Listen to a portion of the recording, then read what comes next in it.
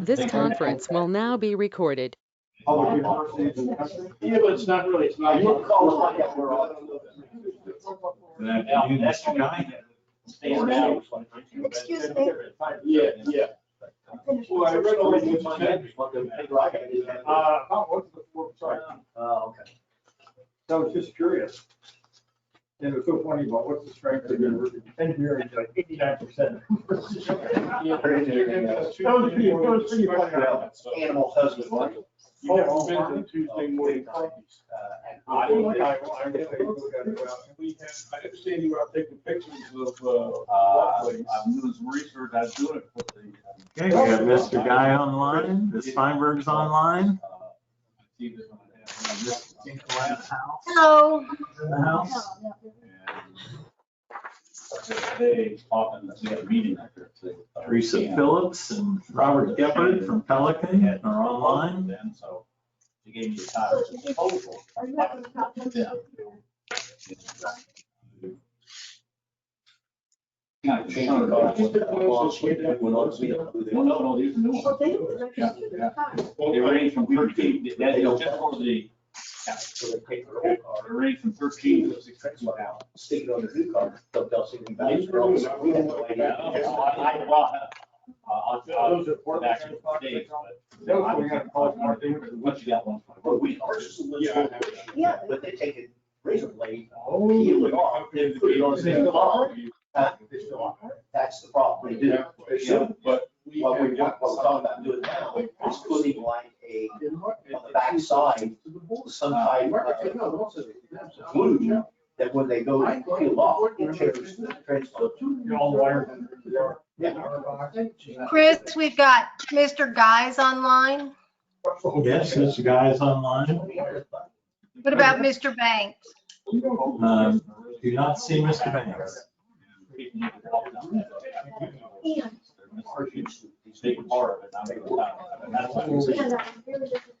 Hey, Chris, if I have some questions, how do I submit them? I'm sorry, would you repeat that? Hold on just a second. I have a bunch of discussion going on here. Chris, would you ask the members to speak directly into their microphones loudly and soft, or loudly and slowly? I have had a terrible time hearing them. Hey, folks, we're getting ready to start the meeting. And also, just for housekeeping, I'd like to ask everyone if they could speak directly into their mic during the meeting. If you don't and you can't hear it coming out the speaker, then that means the folks online can't hear you, and also makes it difficult for transcribing the meeting minutes. So, and Mr. Banks is online, Mr. Guy is online, Ms. Feinberg's online, and Mr. Tinkle and Ms. Flaherty are in the house, along with Tony Hears is also here. And you. And I'm here too. And I just request that if anybody has a phone, that they please turn it to silent so we don't have phones ringing in the middle of the meeting. And let's start with the Pledge of the Allegiance. I pledge allegiance to the flag of the United States of America, and to the republic for which it stands, one nation, under God, indivisible, with liberty and justice for all. Thank you.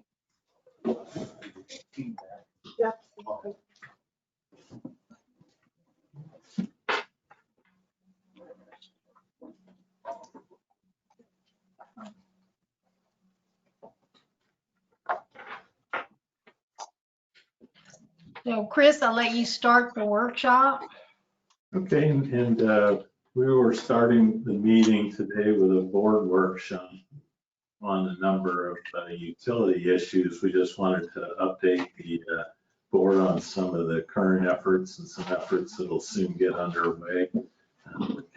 Projects, irrigation, valve replacement project, and even utility deposits, and then, open it up for discussion with the board members. And our first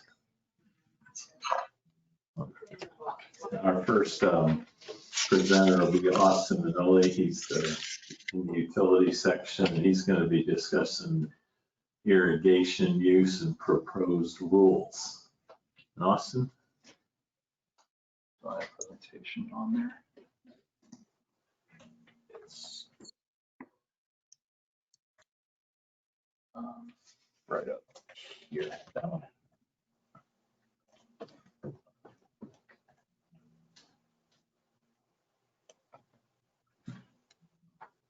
How about the update, utility deposit review? Nope. Okay, I'm just looking at the ones that are. Here we go. Okay.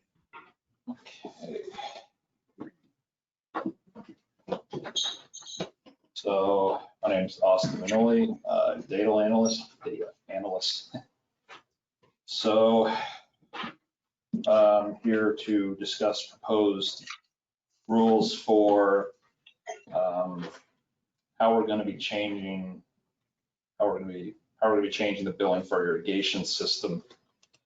So first, I think it's important to go over how exactly the district gets its irrigation water. It gets it predominantly from three sources. We get treated plant effluent from the adjacent wastewater treatment facility. Typically runs over 1 million gallons per day. And then to supplement that, we also have 6 wells in total, 5 running into the sandstone aquifer, and then the 6th, which runs into the lower Hawthorne. So as far as regulatory restrictions surrounding irrigation go, they are largely covered by South Florida Water Management District. And they limit both the amount of water we can withdraw in total for irrigation, and also they place limits on the concentration of chloride that can be in the, that we can deposit into the water table, basically. So our annual limitation is 923.7 million gallons. And apart from that, they also limit the total amount you can take out in 1 month. So you can see it's 168.1 million roughly. And then of that, they further restrict the amount of water we can pull out. And they'll only allow us to take 84 of that 168 out of the sandstone aquifer, which is important because of the chloride restrictions that they place on it.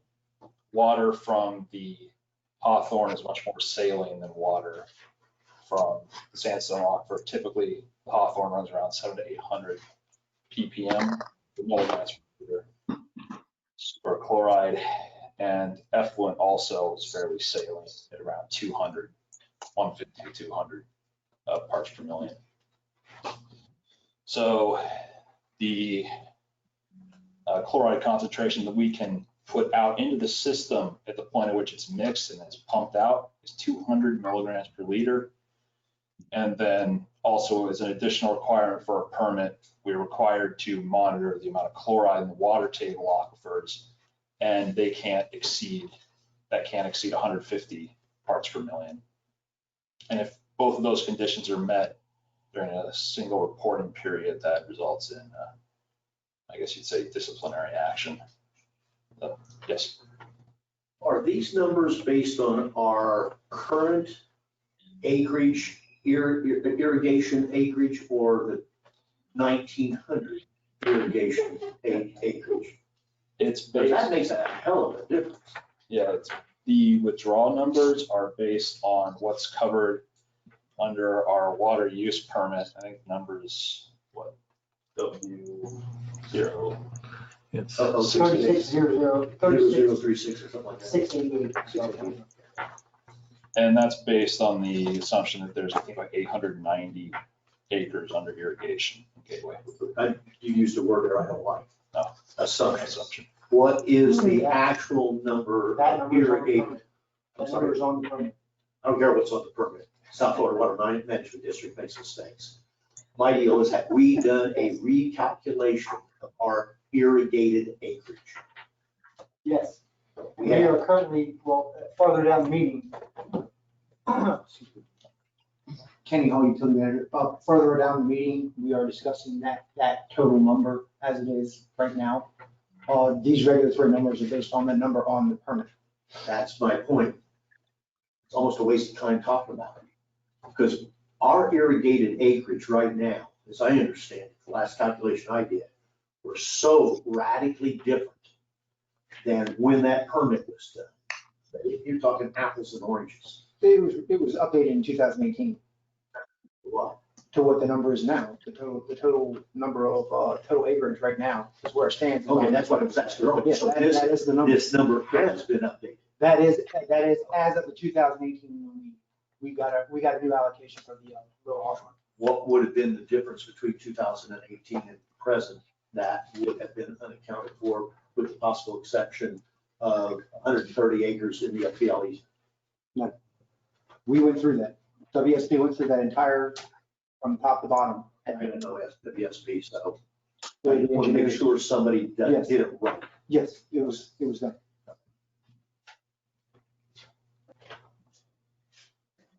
Okay.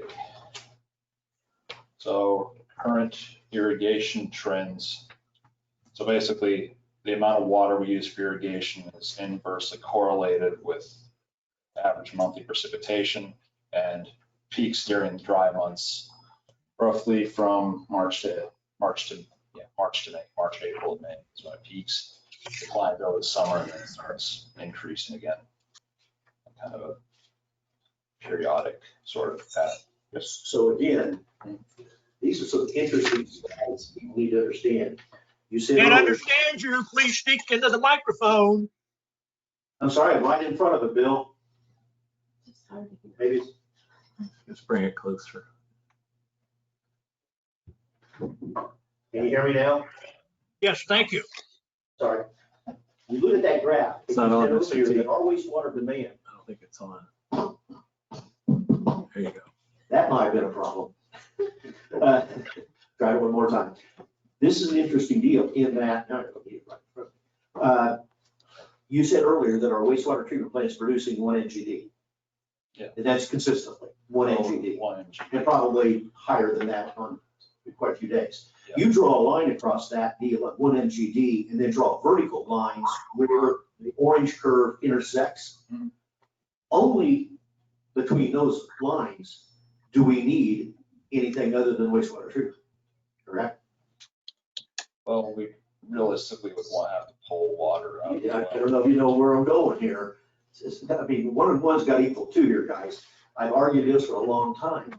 If we're getting 1 million gallon a day out of that plant, notwithstanding peaks, because we know that people run the water during certain time zones, so they don't spread it equally over 24 hours. But notwithstanding peaks, which we compensate by the storage tanks, we knock the peaks off with the storage tanks. Theoretically, we should be able to draw a line on that orange line at 1 million gallon a day go up. And we've got 1, 2, 3, 4, 5, 6, 7 of 12 months. We do not need any groundwater. I'm sorry. Well, then what's wrong with the graph? Where's the math wrong? I've argued this and nobody has been able to show me where's the math wrong. Well, you have seasonal fluctuations as well. It's on- You mean seasonal, you mean? I'll give you a great example. It's last October was a great example, where we broke every record we ever had in October. Of all the months, we went over 2.5 million. Okay, let's go backwards then. I just want to make sure that we're all dealing with correct information. Is this an average of a period of 5, 6, 7, 8, 10 years? Or is this just the last year? 3. This is an average daily consumption. I think that what I'd like to see is that using last year, where we're at, I am worried of presenting data like this, that somebody like me on a regulatory is going to come back and they're going to stick us with, why, if you're getting 1 million gallon a day, your demand's not anywhere near it. Why do you need more withdrawal? I'd rather show, if you have a peak of October, show peak October. If you have a peak January, show a peak January on here. Don't show them something that we're we're giving them something to come back and hang us with and say, guys, I don't know what the heck you need another well for. This shows that you only have a problem in 4 or 5 months a year. You see where I'm going? Well, They scare me because this, if you read those regulations that we had coming down, they are trying to greatly restrict the amount of water we withdraw. Or, they're trying to restrict it across the board to people and to force them into using, if they have treated effluent available, to use treated effluent versus pulling it out. We already are. Right. So our back's against the wall. We don't have much room to run. And if I'm a regulatory person and I look at this, notwithstanding the fact that it is a 3-year plan, I'm gonna say, guys, you guys really don't have a problem. Your problem is 4 months of the year. And so your withdrawal from the groundwater is limited to 4 months of the year. See where I'm going? I don't trust them. And plus, you gotta account for all of our growth too. Over the last 3 to 5 years, we've had drastic amount of demand Well, if increase. this is a 3-year average, that's covered. See where I'm going? I just No, want I this see where number you're to be, going, I don't want this number to show our picture. Now, I'm not saying a falsified picture, I'm saying a real picture, such as somebody in a position. They got guys over there that just come out of school that work for them. They see 2 colors, black and white. They look at this and we're not in a good position. You see what I'm talking about? I want to make sure that we show a true picture of what our real problem is, because I'm not arguing with you guys, I agree with you. I know that we have had one hell of a lot of demands. We've had demands. Madam Chairman, Yes. Let's show a better picture, a more realistic picture that shows we need that water. I'd like to see that orange line move up and above that 1 million gallon a day drawing line all the way across. The orange line is precipitation. Mr. Guy, did you have a comment? I do have a comment. May I have the floor? Yes. Well, then, Chris, go ahead. this chart, if I read it correctly, indicates that we are drawing down more water most months than we actually need. And in some cases, so much that we have to water the FPL easement to get rid of it. On the other hand, we're considering rules that fine our residents for using more than we arbitrarily think they should use. Now, this is a very difficult thing for me to understand, and I can't imagine that it's going to fly very well with a lot of residents. Can you help me understand how we're going to balance this? I'm wrong. Go ahead. I'm wrong. so Kenny, you respond to Mr. Guy's question. I think what he's looking at is he's saying we're dumping water out, or we want to on the FPL easement that's in excess. We have to take it, but then why are we on the other side telling people to restrict their use or additional restrictions? The theory behind the FPL easement is because of what happened to us during the rain event leading up to before Irma, and then what happened at Irma. The Gateway Wall Water Reclamation Plant next to our building has no. Who is speaking? Who is speaking? Kenny Hall. I'm sorry? Who is speaking? Kenny's speaking. Say your name. Kenny Hall. Mr. Guy, can you hear me? I'm just trying to find out who is speaking so I can understand their expertise in the matter. Kenny's talking, Bill. Mr. Guy, can you hear me? I can. If you speak slowly and to the microphone, it helps a lot. Mr. Guy, can you hear me? I can. Yeah, okay.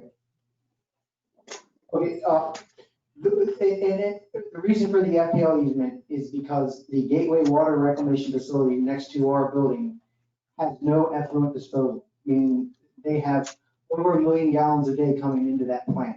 And if we get into like what happened with Irma and with the irrigation event, the 25 inches of rain before Irma, and we overflowed, everybody stops water. So what happens is that we will have a excess of water, and which happens in the summertime. We have an excess of water and no way to get rid of it. And we lost power to the irrigation shed, and we were unable to move that water. So every day, 1 million plus gallons is coming into that plant, and if we cannot get rid of it, it's just going to overflow out the back. So the FPL easement is designed so if we get into that kind of a situation where we need to get rid of a lot of water very fast, we can do that on the FPL easement with a high service, high head sprinkler system that can just dump the water arbitrarily out onto the easement to give us more capacity to take in more water. And when we got it, and what would happen with Irma was that for 7 days prior or past Irma, we literally could not turn the irrigation system on. It had taken so much damage that we could not get rid of the water. And we got into another situation where we overflowed for about 3 days. Now, if we have access to that FPL easement, we can take the water and push it out there as an emergency to get rid of it, to gain us more time until we can get the system back on. So that was the main. Irma was a once in 100 years phenomena. Don't try and use that as justification for dumping water on the one hand and fining our residents for using too much on the other. Bill, you don't have any choice. We have to take the water. That's not a choice. We have to take it. So you have to get rid of it. So you have to have a place to put it. And we Okay, don't want but you don't have to fine the residents on the same time for using more than we arbitrarily think they should. I don't know that we're. I think that's a separate issue. I don't know that we're finding our residents or going down that road yet. We're trying to just present the information to you all to give you the best information available so that you can make a determination on what we're going to do with the situation with the irrigation. And it flip-flops. We go from having not enough treated effluent water to having way too much water. And what happened with Irma, and again, like you say, is that how often do we get hit by hurricanes? And then how often do we get hit with the 25 inches of rain and then you get hit with a hurricane? It does not happen very much. Hopefully it never happens again. But if we find ourselves into a situation where there again, every day, 1 million plus gallons of sewage is going into that plant that we have to get rid of. We have 8 million gallons capacity. So it gives us about 6 to 7 days. If we cannot move that water on day 6 or day 7, we're overflowing. So we go from not having enough water or having to ration out the water or allotment via our water use permit in the winter months to in the summer months, we have too much water, or we have enough that we can basically just maybe account for maybe 10% of the groundwater versus 90% treated effluent, meaning the wastewater plant water. So there's kind of a clarification with that one. That's correct. And the FPL easement is a solution to the problem of if we get hit with a hurricane. And plus, if we get hit with a hurricane and we get 14 inches of rain, nobody's going to water, which is what we found out through Irma anyway. It took us, say, almost a week before we could even get the irrigation system back up and running. So that is the result of that problem. Or if we should have a catastrophic failure on our irrigation system, we have no way of moving that water. None. The only way that we have right now is to turn on our system throughout, Water Gateway Boulevard, the district's irrigation system. And even that is not enough to move that kind of water. So that was the reason with the FPL easement and why that is there.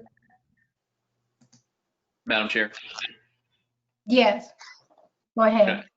And Kenny, what would you say the number of complaints that we get from residents when we have to run irrigation during the rainy seasons in our common areas? Because it seems like to me, I've heard quite a bit of people complaining that we've got irrigation running, when we've had rain, even during rain. And I don't think they understand the reason why behind it, but it does seem like it's a little bit more popular than maybe what most people think. The aversion to that.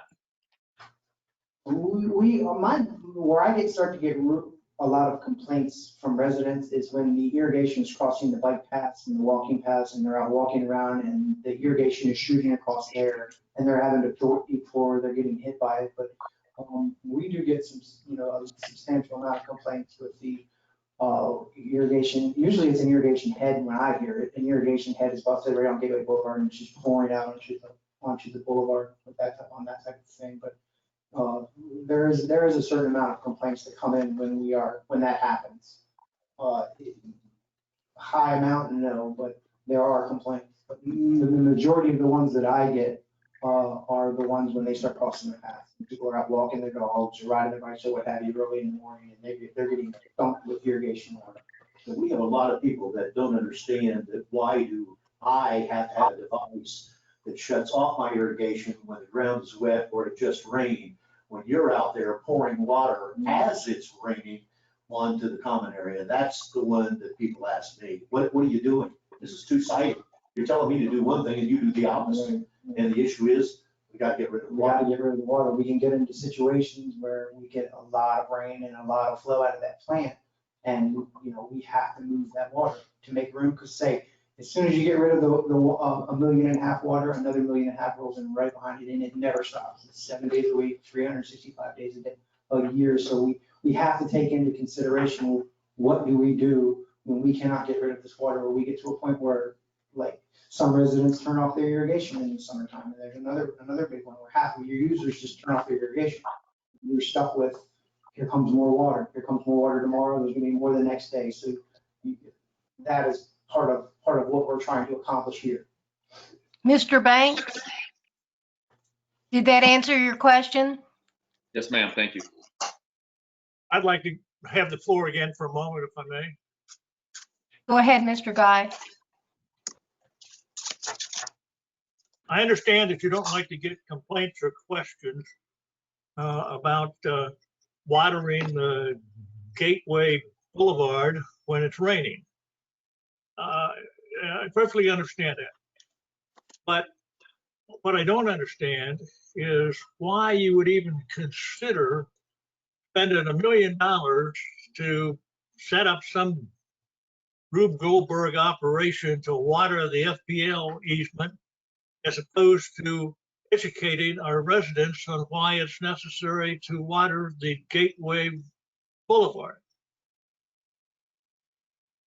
Because that excess water is not doing any good for our landscaping. Wait a minute, who's talking now? This Ed, I'm sorry, who's talking? this is Ed. Mr. Ed. Okay. He's going to answer my question. Okay. Kenny, go ahead and answer that question for Mr. Guy, please. As far as watering using the FPLs or the Gateway Boulevard and Griffin Drive and parts of Commerce Lakes to move treated effluent, that is part of a solution. But again, we have to take into account that we've added, I would say, a good 25 to 30% more customers on there. So we have more water that we have to move in. You get into this vicious cycle of watering and replacing the water. The FPL easement to us is a much more viable solution to this. We can rapidly get rid of the water and take in more, whereas with the district, I can move 250,000 gallons a day through that system, or with the FPL easement, I can move 500,000 to 2 million. It is with the new demand that we've put on our system, that the using Gateway Boulevard is really not that viable of a solution anymore. We can use it as part of the solution, but if we get into any kind of issue operationally, that is not going to be sufficient. And I think Madam Chair, I'm sorry, Bill, can I jump on top of your question real quick? Sure, do. Yeah, I think the problem that we're having is, I think we understand on some level what the issue is and why it needs to be solved. I think the problem that some of us are having is the cost benefit of spending the amount that we have to spend for for a risk mitigation effort of releasing the water. Now, we've been talking about this for a while, so I would assume that we have looked at, many viable options to have emergency water release, and this is the most cost-effective, best scenario that we've come up with. That's what I'm assuming. Is there any way to phase this in? Is there any other more cost-effective measures that we could put into place as either temporary stopgaps or temp to perm over time that will help us solve the problem but not cost such an enormous amount of money? And is there any other benefits that we could put into place in addition to just water dumpage? You make a good point, and I want you to think about adding to that point the fact that there are hundreds more residents taking gateway water today than there were when those numbers were first established. Yeah, I mean, I definitely understand that the need to have emergency water release, and I think where my information is limited from knowledge is regulations on how you can dump that water. I think that's where the rubber hits the road. You just can't, open a valve and just dump water, willy-nilly. I think there are there's stringent requirements on how you release that water, if I'm not mistaken. That's where the contract that has that in it. I'm sorry, Ed, say again, please.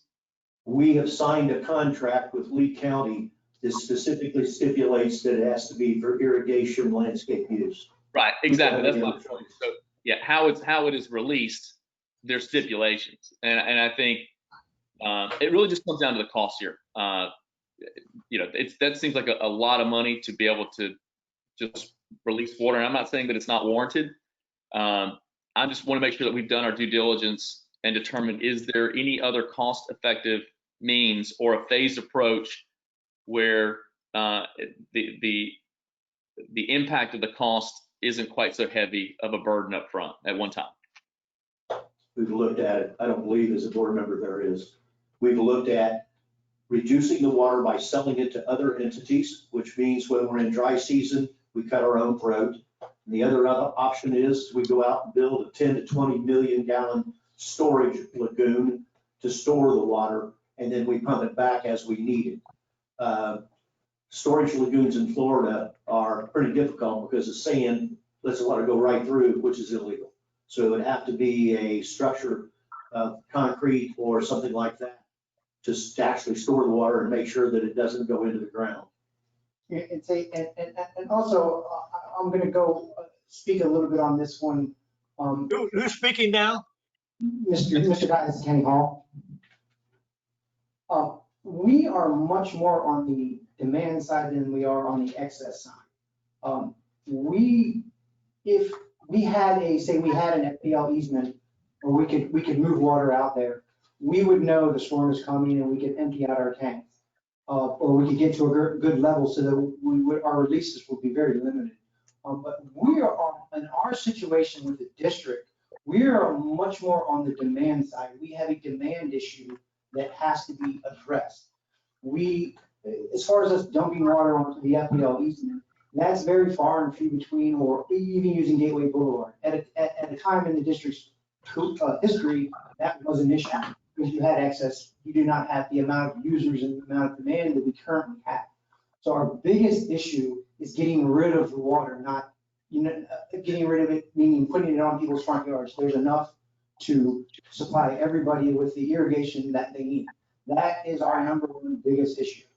On the other side, where we would get into a summer problem where we have too much water and we have to get rid of it, that there again, for us to even get into that kind of situation, it took 25 inches of rain and then a hurricane on top of that for us to get into the situation where we're losing water. But there again, there is an issue that we are responsible for using all of that treated effluent. We can get ourselves into a situation like what happened with Irma, where we're overflowing, and you have all kinds of concerns with the county undermining the tanks. We're dumping, 2 million gallons of treated water is just flowing out over those tanks and onto the ground. I mean, you create all kinds of issues on that. But our biggest issue is demand for the water, not to get rid of the water. That is our biggest issue. And what we're trying to do is trying to give you guys as much information as we can so that when we come to the time there, where we would like to get all of the residents on watering schedule, so that we don't have to do that. We can spread the demand out enough so that if we get it right, we're almost to the point of build out. So these numbers, once we get them right, are not going to really change that much. We have a set amount of water, we have a set amount of users, and we can spread it out equally amongst everybody. So that is our main goal right now, to lessen the amount of sandstone aquifer water that we're using and maximize the treated effluent that we have. The district is in a very unique position right now that we have the steering wheel. You guys, this board can make the rules up as, whatever way they want to do it. We just went through where South Florida Water Management put everybody on 1 day a week water restrictions. The district was completely exempt from that because we use treated effluent. And if you balance it out through the entire year, according to South Florida Water Management, we meet that exemption. We get, 50% is treated effluent versus, where everybody else is just using water from the sandstone aquifer or whatever the water table aquifer. We are in a completely unique position. So this board can set the standard for whatever it chooses to do, which is what we're trying to do. What Austin is what we're trying to give you guys with this meeting is to give you all this information and to come back and set watering schedules. As far as finding residents and that, that's strictly up to the board as far as that goes. We don't, I don't even believe we're able to find our residents for anything like that. We could adjust the rates, that side of thing, but that's sort of, that's on the board. But what we wanted to give you all was all the raw data, all the information that we have, so that you guys into a position where you can start making these decisions with what we're going to do with our demand. So again, we're on the opposite side of the curve. Our problem is meeting demand. We have so many users and not enough water, or just enough water, or too much. Too much water is only 2 months out of the year. If we get a massive rain event or a big hurricane event, then we're going to have disposal issues. So that was kind of where I was going with this workshop. Yeah, I think we need Okay, to. I'm sorry. Go ahead. Go ahead. Just one quick thing. I think we need to be very purposeful in splitting the two issues, the problems that we're trying to solve, and so they don't. I mean, there might be some codependencies on both sides, but I think if we talk about the demand versus the lack of demand, I'm sorry, the peak demand versus the overage that we have to, could potentially get rid of. I think we need to split those two in half and talk very specifically about each, because I think it's confusing the issue a little bit. And I think when we're in an environment where water usage is high, but our reserves, could be depleted, it's tough to tell residents not to water their grass, or to irrigate their lawns. I don't disagree with maybe having some type of variable rates for that, but I hate to tell residents not to be able to water their lawns. I would be at least open having conversations that, look, if you're going to water outside of standard time periods, then there's a premium for that. The residents would have to make a decision how important it is to water certain things, or when they should do their plantings and that type of stuff. But there's two specific issues, and I think we're interchangeably talking about both at the same time, which is blurring the muddying the waters for me a little, if that makes sense. No pun intended. Right. Kenny, why don't you go ahead, Mrs. Flaherty, question? I've been waiting, actually. I wanted to know, the concern really is getting this information to the residents. Sure. That's what we need to do. Sure. No matter what decision is made, okay, how we address this issue, we need to get it to the residents. And that's where we're going to have the problem, it seems, because that's where you know, they're gonna question everything. I mean, you're watering, they don't understand why you're watering What, in the rain, when it's raining, sure. so. it's- As Alfie goes through his, we get to the point where it really becomes apparent what the issue is as far as demand. See, Austin will get to that part. Speak up. With the residents. Yeah, that to me seems to be, whatever we have to do is still we have to get the residents on board with it. Okay, thank you. Mr. And- Mullin. Kenny, I think the other thing that is being confused today is we're not making any decision. They were presenting us with the information and bring back a plan later on. This is just a workshop. So I'll let Kenny continue just providing the information so we have something to go on later on when this comes back.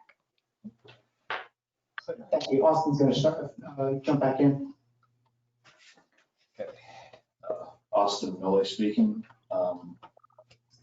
So the next page shows the basically aggregated data from the Zenner metering system. It stores all the data online for the past, you can retrieve up to 2 years ago. This particular data was pulled for the dates of January 1st, 2020 to July 31st, 2020. And it just shows a yearly average broken down by category and then further broken down by, or daily average broken down by category and further broken down by day of the week. And you can see there's, most of your consumption is individually metered residential properties. So what we're proposing is that we're going to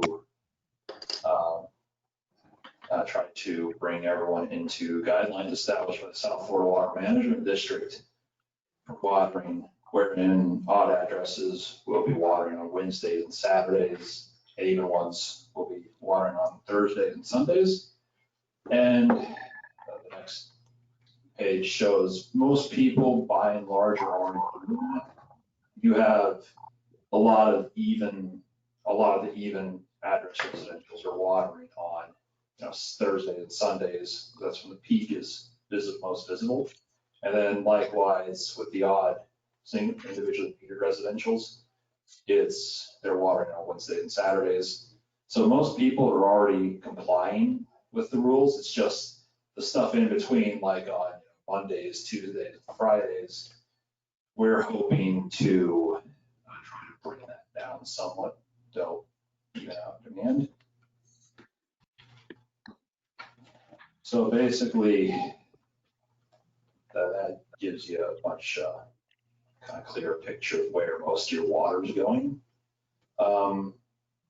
Basically, this was calculated just by taking the average across each individual property across days was watering from January 1st to July 31st, and then just summing it all up to give an impression of what consumption could potentially look like if people adhere to the rules 100% and just water on their designated days. But it also shows, most of your water is going to residential properties. Yes. What this shows me is that the even residential people are trying to conserve over the last 3 years. The master meter people don't know what the word means. Yeah. And those in the odd, they don't know which way they're going. Well, one thing to mention about the master meter communities is this is comparing data from 2018 to 2020. We've had a couple of new master meter communities come online. Pareto, Pistoia, and Casella is still under construction. So that accounts for a lot of the aggregate increase in consumption observed in that category. Odd residential, I would just say, is a statistical fluctuation, and then even residential, it does kind of show a little bit of decline. And then, so I kind of tried to model it out, based upon category, tried to develop preliminary schedules. I did have to project irrigation consumption for Casella once it's completely built out. our wood reserve, which hasn't been built yet. And for the high school, which hasn't been built. And on the next page, those numbers are all factored into the consumption figures given on that. Yeah, I had 3 different schedules based on where the high school was going to be grouped with. So the first one's grouped with even residential and commercial properties. Second is odd, and then the third schedule is where it's grouped with everything else. This isn't really a final schedule, it's just something I developed to try and visualize what our consumption could potentially look like. Although Pat pointed out to me that having a non-watering day on Monday isn't going to work out. So it's kind of in flux. Are there any questions regarding that? Yes. Feel any questions on that? No. Madam Chairman, Yes. I want to point out that it looks as though our current regulations have resulted in the even-numbered residentials being reduced from 2.3 million to 2.2 to 2 million even in 2020. And this is in an area when we've had additional residential units added. And it looks like we're trying to take a hot potato and move it from one side, from one hand to the other. And it's I know it's difficult, but I request that you give some more thought to where you are trying to lead us. Thank you. Okay. Excuse me. Yes. I just got a message that we need to talk louder. You're not talking loud enough into the microphone. People aren't hearing. Okay. Okay, thank you. As far as I'm aware of, most of the recent construction that's taken place in Gateway has been in master meter communities. So like Pistoia, and Prado, and Casella, there's just one irrigation meter that's recording consumption there. And that's why like you do with the master meter irrigation, the consumption is uniformly increasing. I don't really have a good explanation for why even residential's declined. I can certainly look into that and try and come up with an answer for that. Well, the master meter do nothing to encourage conservation, nothing. Yeah, I would agree. Kenny Hall, utility manager. The master meter, we adjusted their schedules, I believe in 2019, and we have shifted 2 of them onto one weekend day, which we were going to have to adjust. But the master meter communities have already been set up, and when we shifted everybody over, it turned out to be quite successful. We shifted our busy day from Saturday to Thursday as the crossover day, which is our really busy day. To kind of rebut what Austin was going with the residentials. The residentials are already watering on their days. There's no real adjustment needed for that. The problem is to get them to stop watering on the days they're not supposed to be watering. That is the issue. If you look on our schedule for the 2 days a week, we've already got it. There really is no big deal to do this. They're already doing it. The issue is the Mondays, the Fridays, the Tuesdays that they're not supposed to be watering on, that they are watering on. And if we shift, the way we want to shift people around, we get pretty much an even distribution across the board with Austin's numbers. They will need some tweaking, obviously, but as a good general rule of thumb, we're already at where we need to be. It would just be a matter of how do we get them to stop watering on the days that they're not supposed to be watering. And then that would just be, a matter of educating them, which would be, blitzing them on it. But as it is right now, we don't have a schedule, which is what we were wanting to bring to you all to get, okay, these are the days that everybody's watering, these are the days they're supposed to be watering on, and then we collect the data. And then from that point on, we have education points so we can show them, you guys are watering exactly the way you're supposed to, but you gotta stop watering on Fridays, you gotta stop watering on Tuesdays, or cut back, or however way the board wants to go. But the biggest user is the residentials, and they are already watering on the days they're supposed to. It's just a matter of getting them to, educating them enough to get them to stop watering on the days they're not supposed to be watering on. Because if we can get it approved, that we move commercial properties and HOAs, common areas is another big area, especially with the addition of the Prado development. They have more common area than they do residential. So their common and watering days are just huge. They use just a tremendous amount of water. And then when you have the residents on top of that watering on their appointed days, you see where we start getting into some real demand issues. So a lot of the work has already been done. It's just a matter of how do you want us to go about getting them to stop watering on the days that they're not supposed to be watering. And then first we need the approval to set the days and set the schedules for everybody, so we have something to base it on. And then from there, we would go from that point. And maybe at the next meeting or whatever, what have you. But Austin's numbers on his last page give you a really good idea of what this would look like.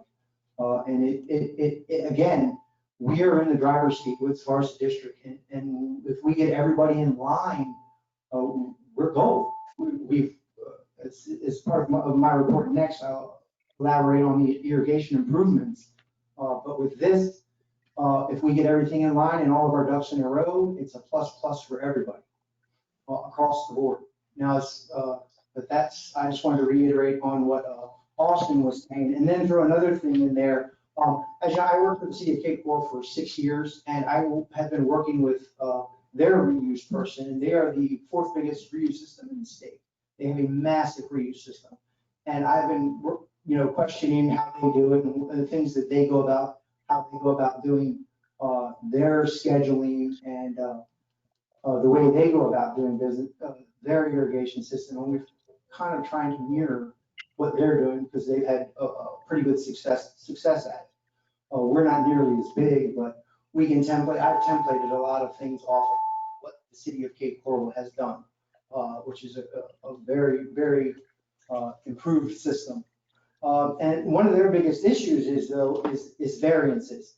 We have several properties, Royal Greens, Hammock Cove, West Haven, Summerwinds, that cannot water in a 2-day schedule. It just will not work. Their systems, the way their irrigation systems are built, it just will not allow for them. It takes 3 days, sometimes 4 days for them to go through their entire system. So it's not practical for them. Which is where it was done with the city of Cape Coral. They have a lot of variances, where exceptions and stuff like that, or another thing that we will come back to the board with, that once we get the dates established, there are pretty big communities within the district that cannot abide by what we want to accomplish here. So they would need a variance. So I can kind of template it off what the city of Cape Coral does with their variances. Another thing would be 30-day sod. Everything we would do would need to be in writing. If an existing customer would need a 30-day variance in April when it's hot and dry and there's no rain, and they need to water for 30 days, how will we deal with that? And one of the things that the city dealt with was people were abusing that, where they would go out and buy 1 bush and then say, I have a 30-day variance for 1 bush. And they would have to physically go out to the property and verify, and they would go out and verify, and they would find 1 bush, and he would water his entire lawn for 30 days. So those variances have to be addressed, and that would be another thing that we would have to address on that. But that was just to kind of give you an idea on where we were going with that. So, and on that, I'm going to move on with that. Is there any more questions from anybody? Good job, on. Okay, Kenny, you're going to move to the 2-D, construction of the irrigation system upgrade updates. The irrigation system that we came to the board for to upgrade. We wanted to add a new 150 horsepower pump and a new drive to our existing station, and incorporate the existing jockey pump into the system. All of the pump work, all of the pipe work, all of the cement work and conduit work has been completed. We are currently in the middle of, with the engineers and Square D designing the gearbox and the new drives that will run our new pump. We got into a design issue where we submitted the plans to our engineer. Square D came back and had questions, and our electrician luckily caught a major issue. So we had to go back and do redesign. We are currently stuck at that point right now. We are in between. Once we have the final plans, we will sign off on them, and then they will build it and deliver it.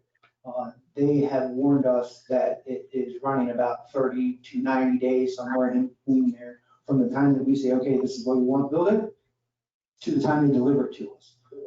And the plant is in Mexico, and at the time that we were talking about this, which was probably 30 days, 45 days ago, they were having just crazy issues. They were running on a skeleton crew at the plant, so they said there could be anywhere from 30 to 90 day wait on that. Once we get our drive, we will install it, and we have our fifth pump. And I also wanted to point out that now that we have a district electrician, the majority of this work will be done in-house to a substantial savings to the district. We're looking at, anywhere from $50,000 to $100,000 in savings, because we will not have to hire an electrical contractor to come in and do the job. Our electrician is more than up for this task. So that is going to be a huge benefit for us. And we should come in probably preliminary, we're looking at about coming in about 10,000 under. So we are just, another really great feature for our irrigation system is this will build in the redundancy that we really need. And over the last 4 years, we have made leaps and bounds in improvements to our irrigation system that this board has authorized from top to bottom. So once this pump and this drive is online and we're going, we will have a really, I would say, redundant system now that we are so desperately missing. Meaning if we lose a pump or drive goes down, we now have redundancy, so we can flip over and run a secondary pump. So what we didn't have before, we will have now. And we are just about done with that. We are anticipating and probably by the first of the year to have everything online, operational, and running for our pump house. And that would be everything but valves. Who was that speaking? Kenny. I'm sorry? Kenny Who Hall. was speaking? I'm sorry? Mr. Guy, it was Kenny Hall. Oh, that was Kenny. I'm sorry. I didn't recognize his voice. Thank you. If you'd introduce the speakers, it would help me a terrible lot. Okay, and then I was just gonna touch on, Mr. Guy, Kenny Hall, utility manager, the ongoing valve project. We, as you know, we put in 2 valves in Gateway, another section of Gateway Greens, which we did in phase 2. We are anticipating 3 valves. We were hoping we would only have to do 2. We did the 2 installs. We came in at midnight and we did a shutdown, and we were unable to achieve a shutdown. So we had to go back to the drawing boards, and the 3rd valve that we were hoping we would not have to install is going to have to be installed. So we are hoping to have that done by October, the first week of October, to have that in place with EA Tapping, our contractor that's doing the work. And again, additionally, we met with the golf course today to get an easement onto their golf course property to do the Hampton Green Fairway Isles crossover, where we have a water main that crosses over the golf course. They have allowed us to go onto the golf course to do the valve replacement there, as opposed to digging up our residents' front yards. It would just be a real mess if we had to go into the front yards to do it because of the oak trees and the landscaping. The golf course has granted us an easement, so we will be able to go onto the golf course where there's absolutely nothing to do it. So that is a real good plus for us. And the championship drive valve replacement is going to be scheduled for the first week of October too. That is going to require a complete shutdown, and we're going to have to shut down again 602 homes. We have to give notice to South Trail Fire Department, to the Florida Department of Health, and to the residents. So we're looking at a 2 to 3 week lead time to scheduling that. And the Championship Drive valve project changeover is going to be done at night. So we should, even though we're gonna knock out 600 people's water, it's gonna be after midnight, and we're anticipating 4 to 6 hours. So by 6:30 to 7 a.m. in the morning, we should be back in service with 2 new valves at critical juncture and gateway drains. So that's about where we are with the valve project. And as the new fiscal year starts, we're just gonna move right across the street and go into Pinecrest and Waterford Village and Cypress Point and Pinewood Lakes, all the 30-year plus communities, and start there. They're facing the same issue. And that's it. That will be it. If anybody has any more questions? Good job. Any more questions? Okay. Thank you, Kenny. That was a nice update. Thank you. Thank you. Now, we just have a couple other ones and I'll jump right into them. This has to do as a follow-up with the capital facilities plan that we've been working on for a couple of years. Started with the hydraulic model study to identify deficiencies. That got put into a clean water plan required by DEP for SRF funding. And now we are getting ready to submit the application for the design and permitting, approved in September. I'm sorry, that was approved last month in August by the DEP for 3 projects. And the design and permitting costs only, but I also was presenting there the total cost of each one of those projects. And the DEP has cautioned me, like they did with the lake bank work, that they have given out so much money and approved so many loans when their interest rates went to 0, they're going to be severely restricted on construction money next year, possibly the year after. And in that funding meeting last month, where they approved our application, they approved $173 million in loans to local governments in Florida. And other considerations, so October, we will put the application to DEP. They want the agreement signed by March, and that design and permitting would take place in 2021. And we have also working on, and we'll put in this month, an application to FPL for an easement that will be required for the wastewater, force mains, and the irrigation line. And we're going to need their permission to do it. So we've already taken a survey, drawn in the easement lines, and put together an application. And decision to move forward with these 3 projects will take place and be brought to the board in February 2021. Question. Yes, sir. You go ahead, Mr. Guy. Thank you. Chris, as I look through these 3 big projects, I noticed that near the end of them, we're talking about the SRF process, and I am terribly worried that we're not going to get any more approvals from the state for a while until the state starts getting the tax money from tourists and other places. I want to make sure that we don't go ahead and obligate or otherwise spend a lot of money on these or other projects that we're expecting to be at least funded long-term through the SRF process until we have, in fact, in hand an approval from the people in Tallahassee. Can you assure me of that? Well, I can't, because we'll have to put that application in for construction funds after that design and permitting work is done. It's basically going to be in the summer next year. Rubber will hit the road in February next year, and the board will have to make that decision to move forward with the loan agreement for the design and permitting work. And we will also have some options at that time and previous to that, because we are looking at a rate study that would show the board the impact to our rates if we were to borrow the money to do those projects via commercial paper or other sources. Chris, do we have might those be? Go ahead, Bill. Are you going to Go ask ahead, us to? Bill.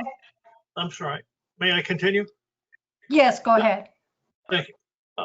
Are you going to ask us to approve professional fees in the amount of, say, $200,000 for the 12 and 20-inch wastewater lines before we know whether we're going to be able to use SRF funds to finance it? Well, I will, but I'll have alternative options for funding besides the SRF. I'm sorry, say it again. You broke up a little bit there. Yeah, we will provide the board prior to that time with alternative funding options for the construction of those projects. But we will continue to move forward with getting the paperwork and the request for inclusion form submitted to DEP. Is that as a way of saying you want us to approve the $200,000 for professional fees before we know where the money's coming from? No, sir, but I'll have options for you and a good recommendation in February of 2021 before I ask you to sign an agreement to borrow the $277,000 for the design and permitting. And we're also, we'll be looking between now and then at some potential cost saving measures on those projects. Thank you, Chris Steiner. Thank you, Madam Chairman. Yep. Question. Sir. Go ahead. Can we go to Stephen, our financing guru, and looking at options? There's other things other than SRF. Certainly. Let's go to the bank and see what the banks will give us with the interest rates in terms. Obviously, it might be a challenge getting 20 years out of them, but at the HOA, we're talking about 15 years, and we've got two banks talking to us 15 years with no problem whatsoever. So I'd like to see what the ramifications or the difference in the rate of an SRF loan, 20 years at 0% or 1%, 0.5%, whatever the number is going to be, versus what we could get at a bank. When you're talking about these kind of low interest rates in that long term, it's not a big difference. And we are doing that work with our rate consultant, Raftels, and when we bring that rate study forward, it will include the impacts to our rate to recover the money for the utility relocation costs at the two roundabouts. And it will also include the principal and interest for borrowing and alternative borrowing sources, and what the cost of projected cost of commercial paper would be for the enterprise fund to borrow. So we will have alternatives to present to the board, and also rate impacts if we were versus SRF to borrow from commercial paper.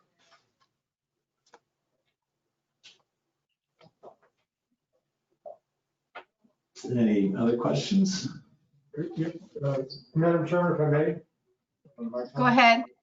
I was just briefly following up on Mr. Tinkle's comments, and Stephen does the financials mainly, and Chris.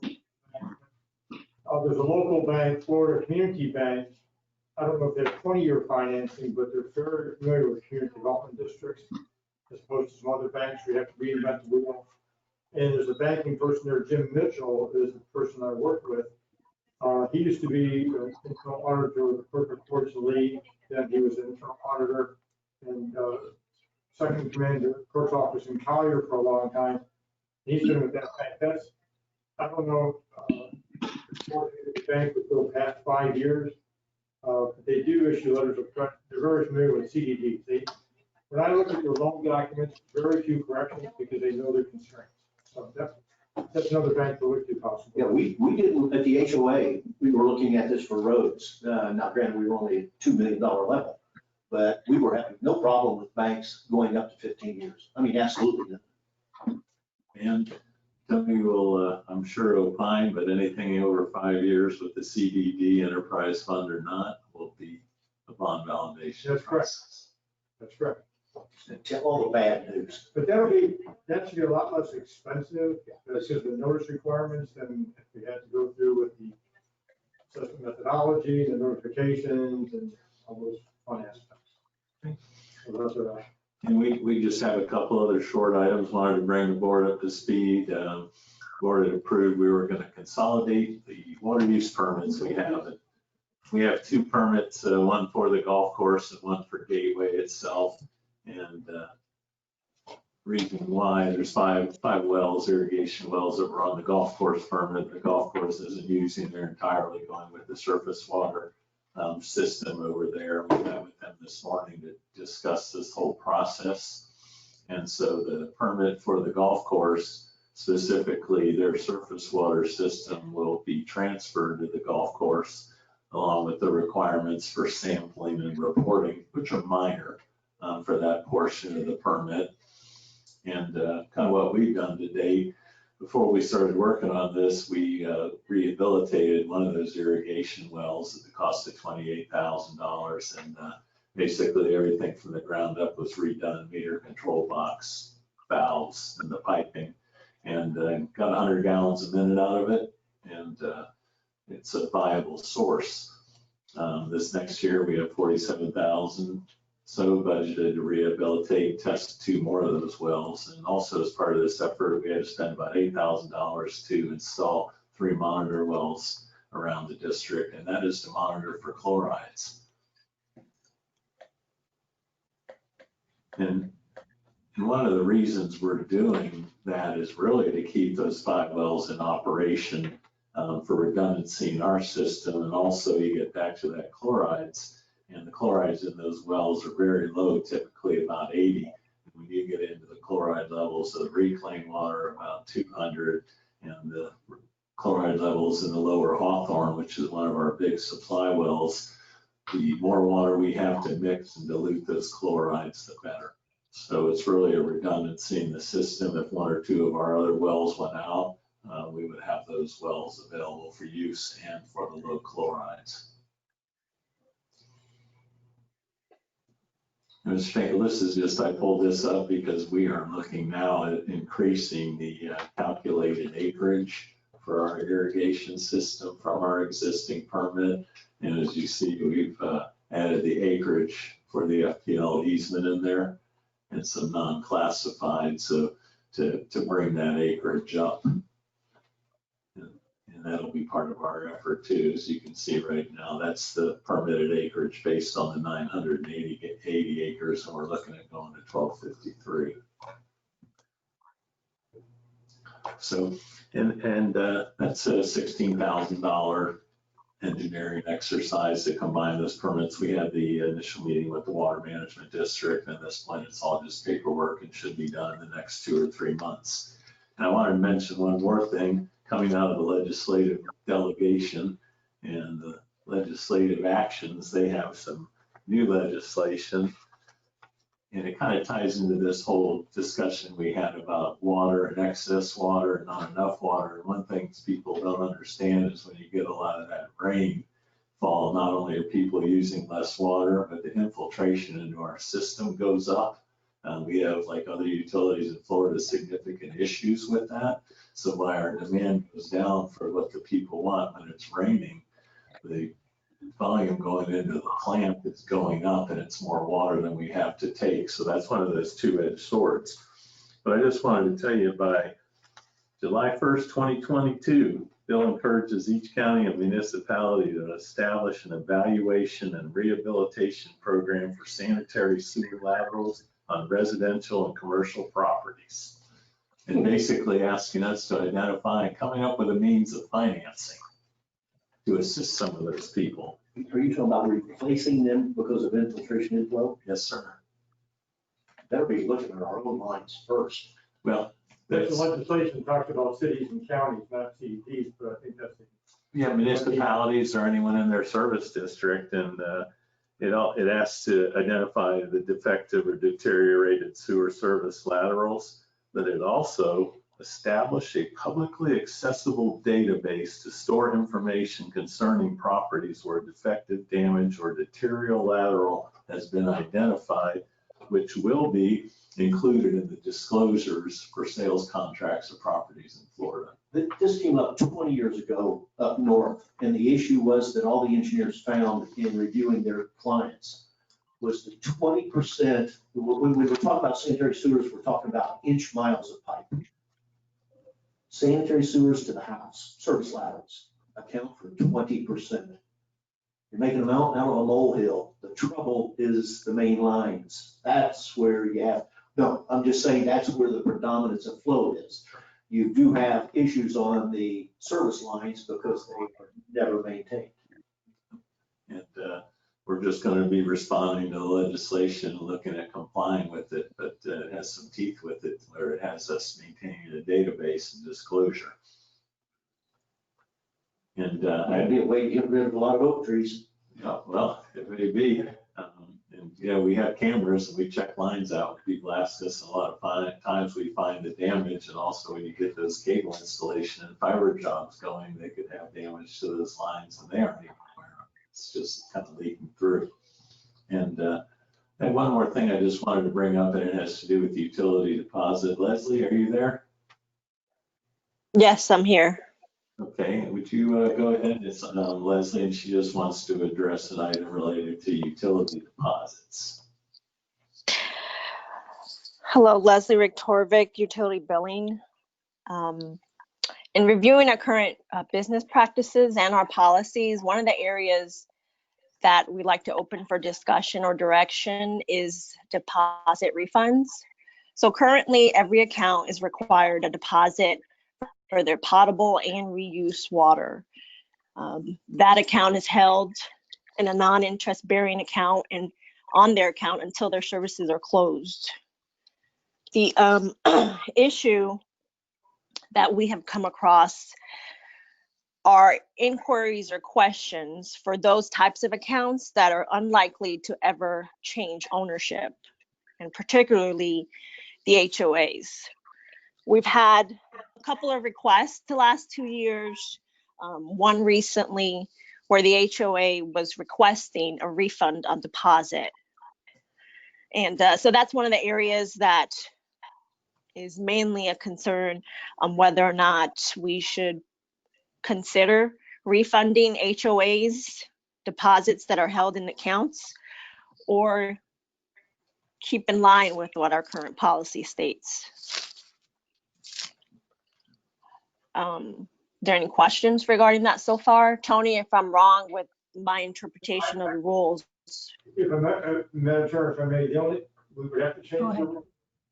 The only question I would have is, I think if you're going to provide a refund policy, it has to be across the board and not differentiate between those two different classes of users.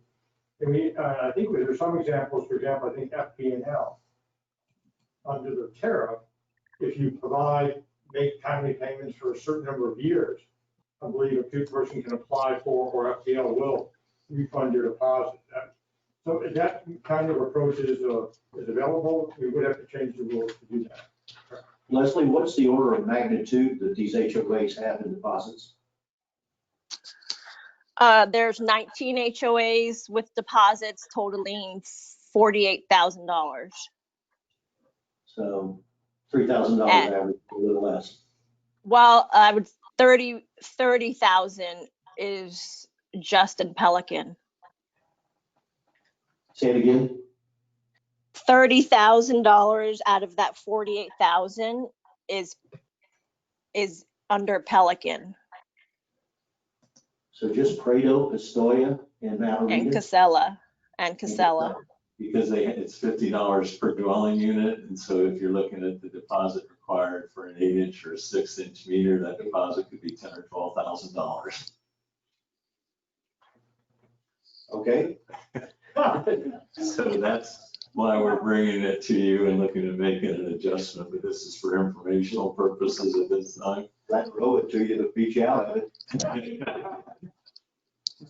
Well, when you look at the amounts of some of their irrigation bills, it's kind of the same product. I want to keep it. It is a large amount, but they also have a point on some of those fourplexes and the HOAs. It's like, where are we going to go? We aren't going to shut our account off, so we're never going to get that money back. This one. Anything else, Leslie? Related to deposits, that's really all I wanted to discuss. Okay, any questions from the board member? Well, with that, that'll end our hour and 15 minutes of utility discussion for the day. Okay, it's 4:16, so we'll move to the regular meeting. And I don't have any requests or any chats that I see for public comment or public opinion. Madam Chair, if we may, Mr. Guy? Present.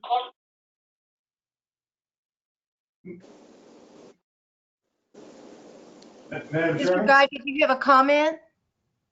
I did not. I thought we had gone to the regular meeting and you were calling the roll. I'm sorry. Oh, no. I'm just going to state for the record that everybody is still present that was at the workshop. Madam Chairman, Yes. if I may ask the board to add an action agenda item, the item that was tabled from the last board meeting, added as 1C, the Pelican Reserve LOI or letter of intent for discussion and possible action. I have that on my updated agenda. Oh, okay, I didn't get one, okay. Madam Chairman, my name is Philip Rovner. I did ask for permission to speak. Do I need to speak at the beginning of the meeting or when this agenda item comes up? Is that on the letter of intent? Yes, ma'am. Why don't you wait for that agenda item to come up and then we'll let you speak? Thank you. Okay. So we don't have any other than that, gentlemen, we don't have anybody that wishes to address the board, Chris, is that correct? Excuse me, Madam Chairman, this is Bob Geppert, and I did send Chris a text. I don't know if he got it or not. We look for it. Oh. Is it on is it on the letter of intent or something else, Bob? Something else. Why don't you just go ahead? Okay, the first item that I would like to ask is about the posting of election signs at the soccer fields. I was of the opinion, based on the 2018 election, that signs were tolerated over there for the 2 months leading up to the election. And I would just like to throw that out there to know if they can be put or not, just so it's uniform for everyone. I believe in past years, we've said that it was fine to post election signs on district property. And if you get the permission of private property owners, we weren't going to take them down.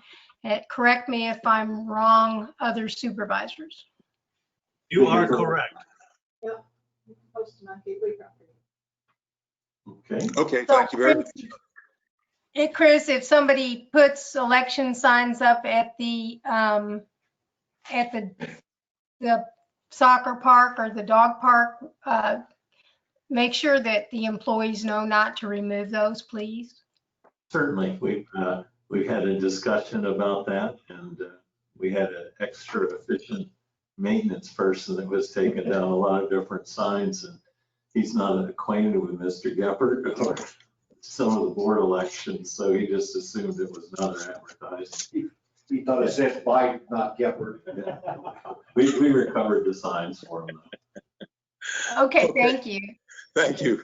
My second comment has to do with a bid that the district submitted publicly for aeration maintenance services. And ordinarily, I wouldn't have any issue with anything like that, but in this particular case, required a well, in all cases, excuse me, it requires a $2,500 bond to come with the bid. Now, where I got involved in it is that in Pelican Preserve, we have like a one-man band that has been operating our aeration equipment for years and years. And it would be a hardship for him to come up with that amount of money to put on the bid. Now, I can understand hardships, and I don't have any real sympathy there.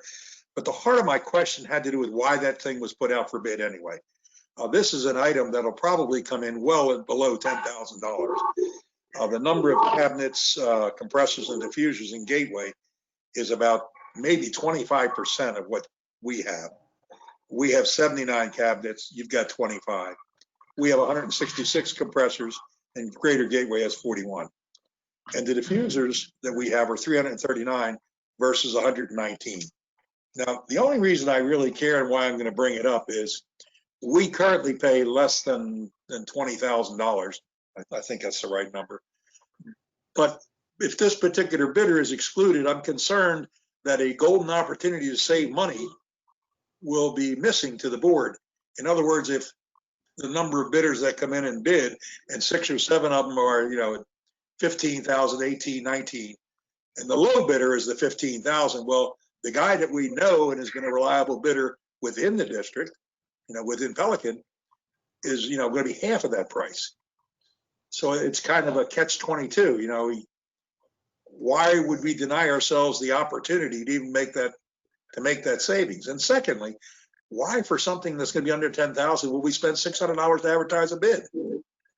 This just kind of baffles me. And that's all. I wanted to make that comment, and I don't know where we go from here.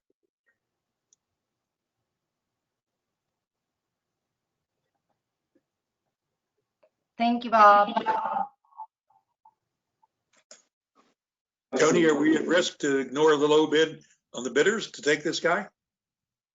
We have proposals we've indicated, the district rules provide we accept the lowest responsible, responsive, competent bidder, most advantageous to the district.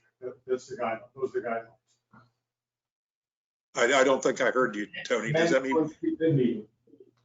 Yeah, that's the part of it's already been advertised in the rules, and your vendor didn't attend the pre-bid meeting, so you already. Oh, no, he was there.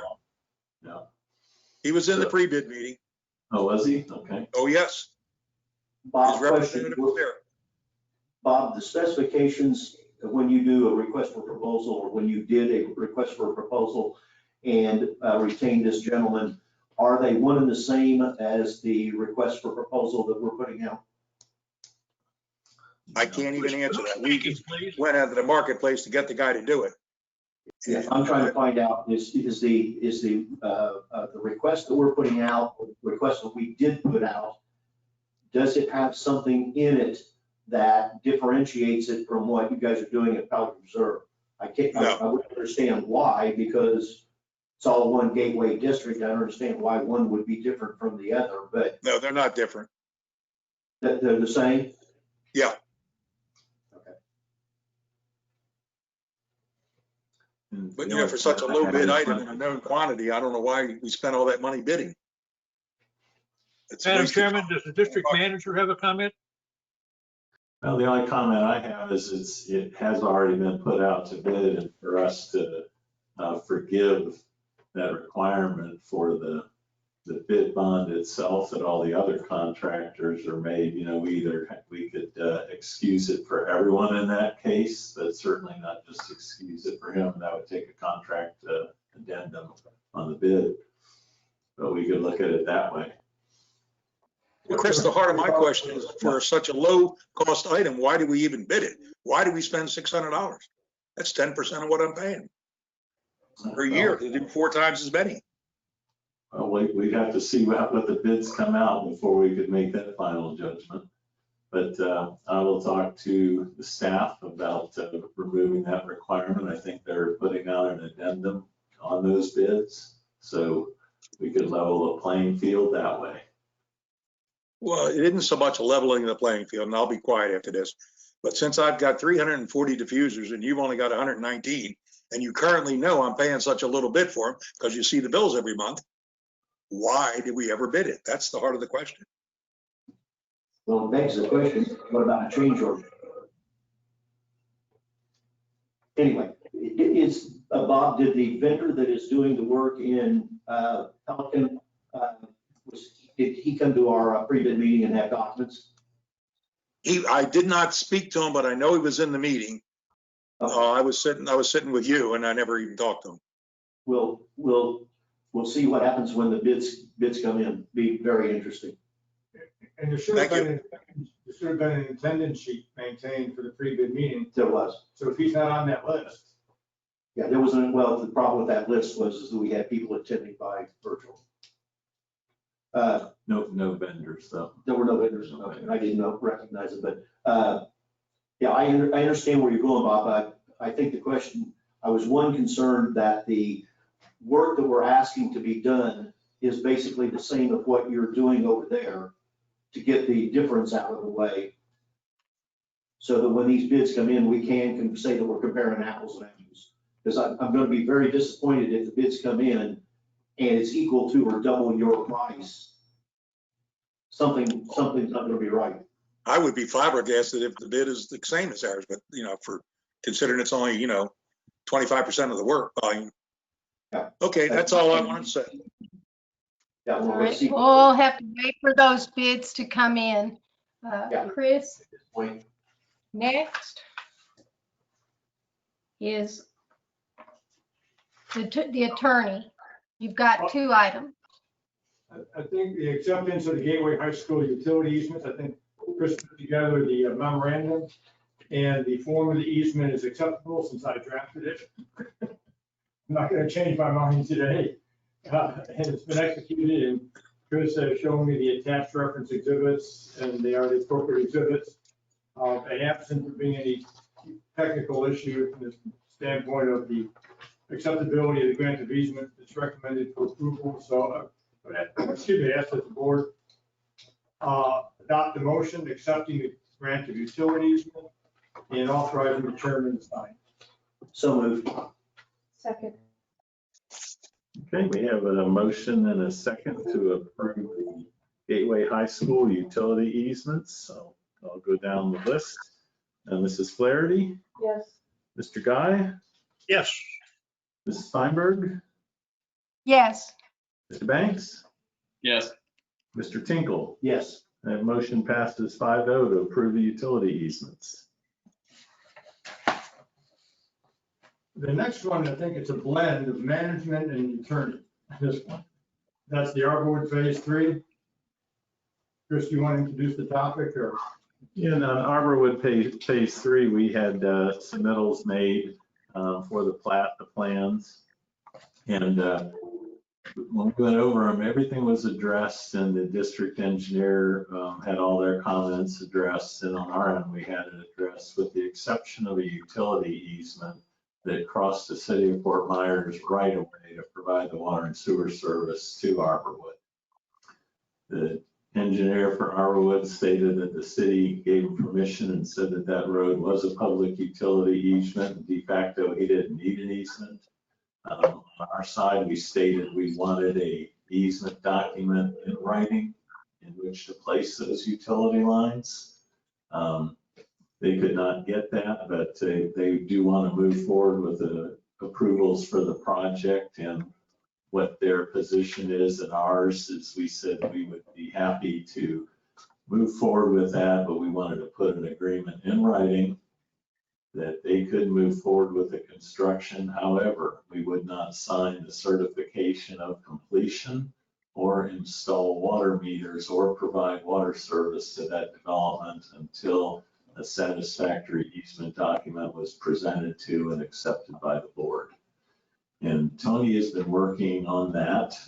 This is all a very late minute compromise with them to make it work for him, and said that he would have an easement document ready on the first meeting in October to bring to the board, the agreement for the easement document based on the conditions I just stated, where they give us the written document. If they do not get any water service. Yeah, and along with that, under the district rules, the district issues an approval of a set of plans. The district has the ability, comparable to what South Florida Water Management does with its permits, to file a notice of issuance of an application approval. And in this case, since we recommend the conditions as Chris outlined, and not have the placement of meters and not have those other certificates until we have the requisite easement in place. You'll also see in the agenda packet a proposed form of the notice of application approval with conditions, because that's what we will be requesting of the board. That gets recorded in the public records. So any title work associated with that project would pick up this notice. And the important part about that is that the ultimate end users will also be aware of this particular condition. So if the roadway track is platted as a roadway track, and there are no easements, public utility easements or any easements within that roadway track, whether that was by intentional or by oversight, we don't know. And the Charles Mann had provided me some documents, like a right-of-way permit and those kind of items for the city. What I was provided did not provide me any comfort. They were just general documents. They weren't specific to this project. Are we talking about that collector road, future road? Yes. Yes. Okay, if, I'm a little confused. I thought the water and the reuse for Arborwood was coming via Gateway Greens. Why would it, other than to create or connect a loop or make a loop, we don't have to cross that road? It's going through the backside of the plans over there. But wait. The water and the reuse for Arborwood, the last I saw, was coming via Gateway Greens Drive extension. When did it change? That's always been the design. When did we change that? So somebody tell me something. We have a 16-inch and a 12-inch going down Gateway Greens Drive that we were going to extend into Arborwood. What it says in the page 78 of the agenda, the potable water for phase 3 will be connected to the 10-inch water main on Pistoia. So the water's coming from the north. A second water main connection will be made to the 16-inch water main located at Gateway Greens. Okay, now, it's coming from Gateway Greens because it's coming from the 16. My issue is, I'm sorry, Sewer goes to the store. the sewer, correct. The force mains got across that road and the storm sewers got across that road. So that road, the collector road, the future collector road is the one that we're talking about then that, yeah.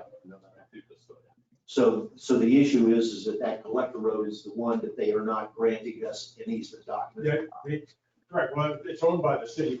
Correct. What, I don't understand, what's the big deal about this? Why is the city not granting us an easement to put a line into their road? I think we've been looking to the applicant to work with the city to get the necessary documents. We believe that's the applicant's. And the applicant's been talking with the city engineer and they said, you don't need an easement from us, but you can go ahead and put the line in. Generally, Chris, am I paraphrasing? No, you're correcting what the city engineer said. That's fine. Go ahead and phone conversation. It's documented, but we want a written utilities. Can Chris just simply call, who's the city engineer over there? Nicole Monahan. Who? Nicole Monahan. Is he licensed? She Licensed? I believe so. Hesitate to ask from where, but I think Chris, why don't you talk to her and say, look, you wouldn't do this yourself. Why would we? It just seems to me if we make one simple call, it sounds like we break this loose. Sure, and really what it is the applicant, the engineer and Lennar don't have any trouble doing it. They're just typically want to get going. And they asked us at this meeting if we could at least sign the construction permit so they could get things underway. And so we'll bring this back with the agreement and the proposed conditions at the next board meeting. But like I say, if Chris would, I think make it. He wouldn't do it. Just that makes sense. And my position was I was going to try to see if the board would approve it, but Tony and I didn't have a conversation about it, and he's more comfortable with leaving it until October 1st and bringing it back with the agreement signed by Lennar. So it's 2 weeks away. Okay, I don't have any problem with that. Yeah, it's not a That big time issue. also will have, hopefully, I'll invite the Lennar representatives here so they can talk about their conversation. Okay. The next item, Madam Chairman, if I may, that was. Go right ahead. It's the Pelican Preserve letter of intent. And I think if you all had an opportunity to review the document that I received yesterday afternoon from Mr. Danzig, it was a revised letter of intent. I take it back. I sent it out this morning. I'm sorry, 7:17 a.m. I apologize. 7:17 a.m. Yes, I reviewed mine. If we can take maybe a 10-minute recess, we can make copies for the other board members. Okay, did you say 5 or 10? 10, please. Okay, we are recessing for 10 minutes. Yeah, Mr. Banks and Mr. Guy, that was sent out at 7:07 a.m. this morning. Okay, do you have yours? No, I don't. Okay, we'll be good. Yeah, I have two.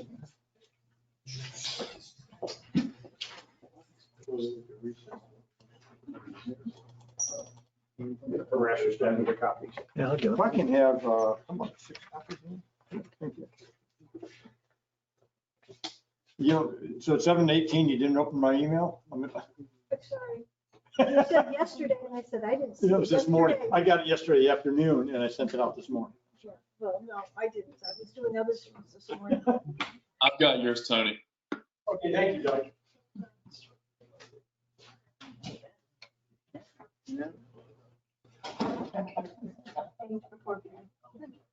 You didn't hear what I said? Yes. Oh. Did you get a haircut? I did. Who's doing?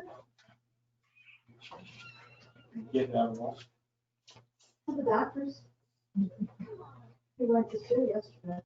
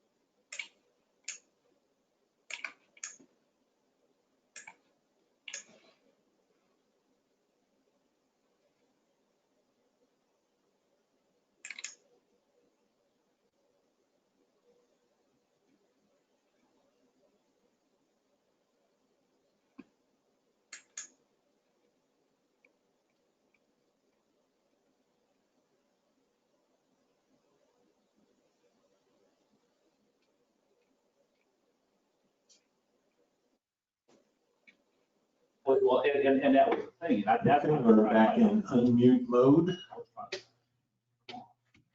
In record mode, we've had the copies distributed. Tony? Yes, if I may, in the, after last, do you recall the board table this item for discussion? The board table this item for discussion until today.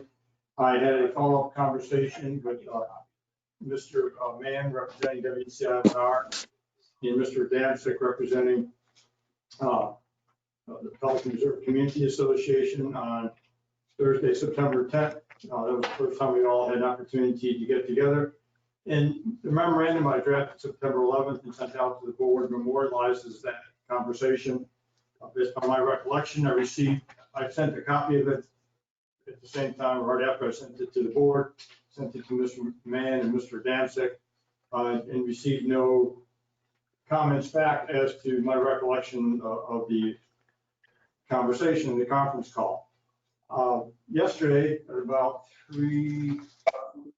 yesterday morning, actually, yesterday morning, at 10 in the morning, while I was in other matters, I received the email from Mr. Dansick with a proposed revised letter of intent, which I've handed out to you now. I had a telephone conversation with Mr. Dansick this afternoon because I have concerns, my main concerns, but if you want to do it from a positive perspective, I'll tell you what I do not have any difficulty with on this proposed revised LOI. The proposed revision in paragraph 4A, I'm fine with that. With regards to 4B, the last 3 lines I'm not comfortable with because that was not discussed, and it talks about that the access easement or easement in favor of gateway or GSCAD for access needs and the applicable easement agreement shall allocate maintenance, repair, and replacement responsibilities between the parties. In my conversation with Mr. Dansick, I said, the district already has a utility easement over that construction road, which provides ingress needs to perform its utility functions and service, repair, install, reconstruct its utility lines along that easement. And pretty much the easement follows a quote unquote construction road and then meanders and comes out between 2 home sites. So I would not recommend that if the board was to agree to this LOI in front of you to revise. I would not recommend the language in 4B that reads access needs in the applicable easement agreement shall allocate maintenance, repair, and replacement responsibilities between the parties. One thing that was mentioned, I think the last board meeting in my conversation with Mr. Dansick is that this basically is a concept, a letter of intent. It's an agreement to agree, and that any party can cancel it at any time. But I express my concern that once people see something in writing, if there is something in writing, that will be held up and waved in front of faces from here to eternity.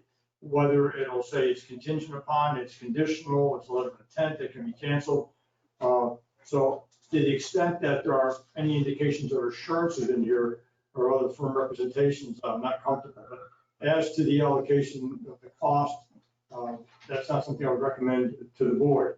On 4E, on the next page, I didn't have a chance to have this conversation with Mr. Adamczyk, and it's not a major area, it's just a minor.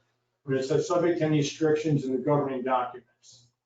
And I'm not sure if that means the gateway use of the road is subject to the governing documents. I wouldn't have any difficulty with that, provided they do not impede the district's easement and use rights over that road. Paragraph 6 is the problematic paragraph, as I referenced in my telephone call with Mr. Mann and Mr. Adamczyk. I think I mentioned to the board that the original paragraph 6, I believe, should have been deleted in its entirety. That any discussion of interconnectivity is not appropriate to make any statement as to that at this time. That my recommendation and advice to the board, that's a topic to be taken up at a later point in time, if and when this DRI amendment comes to fruition. Again, there would be a perception of the district already agreeing to or signing on to a concept of whether or not this construction road, as envisioned by this vague letter of intent, would be sufficient so as to allow the board to, at a budget hearing, levy assessments against properties in Pelican Reserve for operation and maintenance of facilities and gateway property. I just think that's something that would be down the road. In talking to Mr. Adamczyk, he said basically he wants to, I think what the sentiment is, and I can be corrected by Mr. Rovner or Mr. Adamczyk, he was unable to attend today, Mr. Adamczyk, is that the Pelican Reserve Community Association, as I understand it, would like to have the district sort of walk hand in hand with it to the city to get this amendment to the DRI to allow for this emergency access and this construction road to be modified as indicated.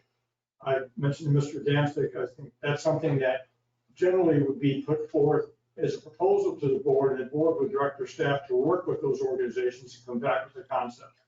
And whether someone thinks this is a cart before the horse, that's up for debate. But if the board were inclined to enter into a letter of agreement, a letter of intent as outlined, I would recommend that the language, as I mentioned in paragraph 4B, be deleted with regards to allocation of costs, that paragraph C be deleted in its entirety. And again, this is my recommendation and advice to the board, and the board is the policymaker and the decision maker and with regards to this matter. And Tony, at this point, we did have a gentleman from Pelican Preserve that wished to speak, so I'd go ahead and give him his 5 minutes. Oh, I think that would be absolutely appropriate, Madam Chair. Yes, I apologize. Mr. Rovner. Thank you, Madam Chairman. Can you hear me okay? Yes. Yes. Hello? My name is Philip Rovner. I live at 11520 Julia Drive in Pelican Preserve. I'm here today in my capacity as treasurer and board member of the Pelican Preserve Community Association. For our purposes today, I will refer to the association and to the district. The whole purpose of this is to open a dialogue with the district. These comments address the previously tabled motion for the district to proceed to consider a non-binding letter of intent, which has been revised by the association's attorney after conversing with the district's and WCI's attorneys. I understand there may be some differences of opinion, but respectfully, this is a discussion that we're trying to open. This isn't a matter of policy. The purpose of the non-binding LOI is to enter into further discussion as to how the association might be able, with the collaboration of the district and WCI Lennar, to convert the existing construction road at the northeastern perimeter of Pelican Preserve to an emergency access road and support the district's continued usage of this road to maintain its existing utilities which run along the length of the road. WC Lennar is agreeable to allow this action to proceed with the stipulations that there be no cost to them and that the necessary actions do not delay their receipt of their final certificate of occupancy upon the completion of their final unit within Pelican Preserve.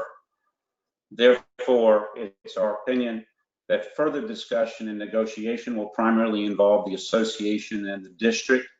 And all we're asking for today is your consent to continue the discussion. We are not asking for a signed letter of intent. Please consider the mutuality of our respective interests.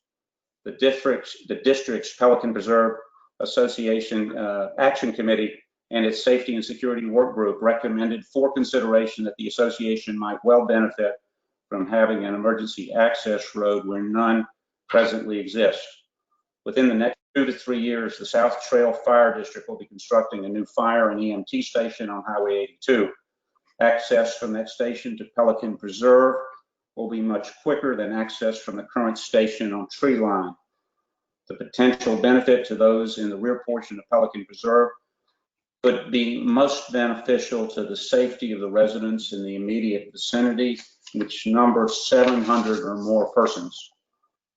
Understanding the nature of the historical understanding between the Gateway community and Pelican Reserve community, the association is committed to enter into this discussion with a firm commitment that the association will only seek to use the road for emergency purposes. A suitably locked gate and fencing system will restrict usage for any purpose except that required by the district to maintain and service its existing utilities which run along the roadway. Time is of the essence, as WCI Lennar estimates that it will complete construction by the end of the first quarter of 2021. The current DRI calls for the developer to remove the existing shell road bed and to vegetate the entire area before the city will issue the final certificate of occupancy. It will be necessary to amend the DRI for the purpose of changing this aspect of the DRI. To that end, the association's president has met with the elected leadership of the adjacent neighborhood HOA, which is called Prado Pistoia. The leadership has reaffirmed the statement I made at your last meeting, stating they unequivocally do not desire any access to an improved road other than has been stated here for emergency and utility maintenance purposes. The district has a continuing and long-term need to have access along this roadway to maintain and service its utilities which run along this roadside. I am proposing today for your consideration your approval of tasking one of your Board of Supervisors, the district's attorney, the association's attorney, and me to proceed with discussions to consider the many and varied aspects of what is required to be done. At this point, this is the opening of a discussion. We haven't made a commitment or request of the district. We are open to all of the related subjects. Before we proceed down the road with the DRI, which would involve expenditure of some cash, it would seem to make sense that we should try to get on the same page in order to be able to do all the things that are necessary. So please accept this as an opening parry. It is not intended as a commitment. The fact that we've reduced it to writing seemed like a practical way for us to address a complex issue with that involves your board to a large extent. If you have any comments or questions, I'd be more than happy to answer them. Madam Chairman, Go ahead. questions? Mr. Evans, I agree 100% with everything you said. I was not of the understanding at our last meeting the degree of urgency involved in this. I got brought up to speed last night talking to Rich over there, your Rettenberg, I believe your president. Heard some things I hadn't heard before. The last thing I think anybody wants to see is Lennar to, in February or January or whatever, go for a closeout, tear that road out and vegetate it as the DRI presently calls for, which puts all of us in a corner with no place to go. I'd like to keep the talking going. I think the idea of having a representative from our board and staff and yourself, it seems like you're volunteered for that. Sit down with the county, first of all, to find out what the requirements are and what's the extent of which this DRI, is this a simple DRI amendment, or is this something complicated? I can't picture it being the latter, but I totally agree to keep this thing alive.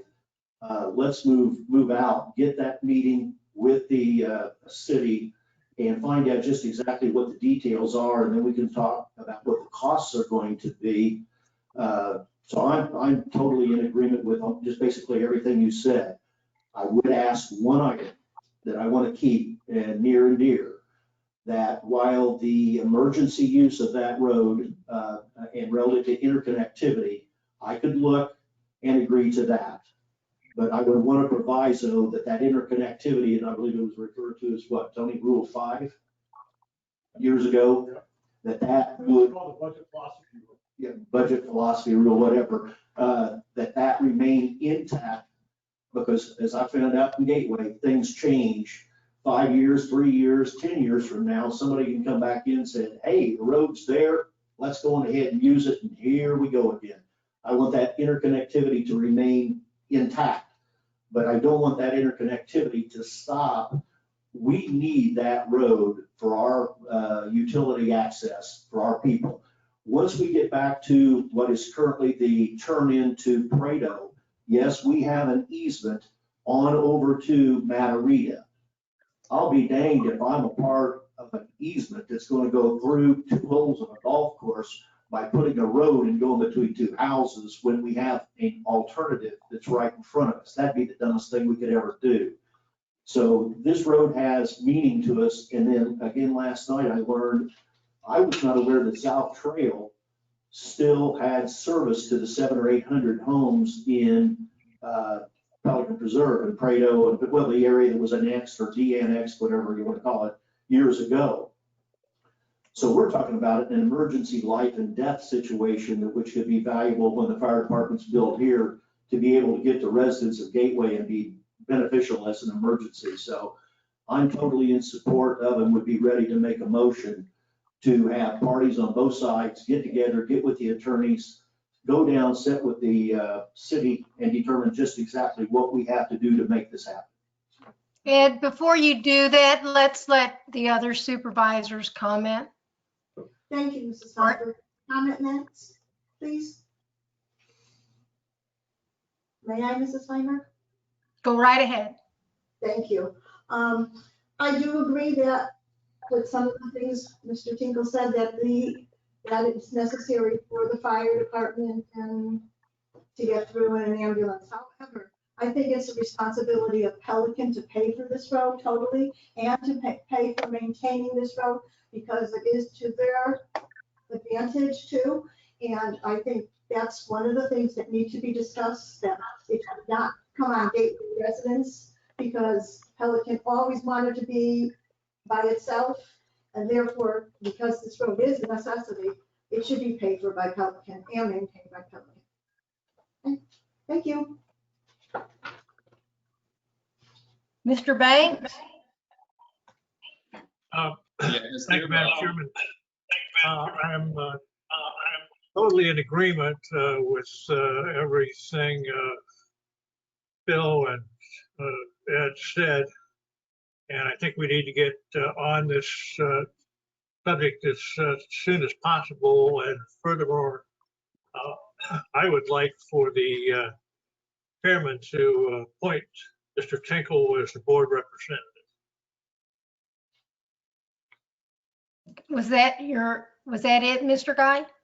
That's it. Thank you very much. Mr. Banks? Yeah, just, and I don't know who can speak for Pelican in this manner, but has there been any discussion or any opposition about potential cost considerations delegated back to Pelican on this? Doug, I didn't hear you. Has there been any conversations or any initial pushback around some of the cost considerations? There are no adverse considerations from anybody in Pelican. Okay, so, okay, yep, that's all I got. I had one concern, and I know that I have been told that the people in Prado and are in favor of You know, this. I've done a lot of negotiating, and I'm Let me offer finish. that But let me cost finish my is an question. issue. I have not seen anything from the people that live on the east side of Pelican Preserve saying that they are in favor of this. I've heard anecdotal, yes, everybody in there agrees that this should happen, but I'd like to get something from the presidents of those neighborhoods saying that, yes, they're in favor of this for my own satisfaction. That I'm concerned that everybody in there isn't going to know what's happening until it happens. And then they're going to look to the supervisors and say, why did you say yes? Madam Chairman, if I may, this is Bob Geppert again. Sure, Bob. Okay. I don't have an oar in the water on this particular issue, but I will share with you that I participated in a meeting chaired by Rich Rittenberg and attended by the HOA president and his number 2 person about a week ago. And like you, I was a little skeptical on this, but the HOA fully supports it. Now, they had a couple of caveats that was internal to Pelican that were going to be met by the Pelican board, but we do have the resident support for this moving forward. Exactly. May I comment on any of this? This is Rosner. May I continue to comment? Go ahead.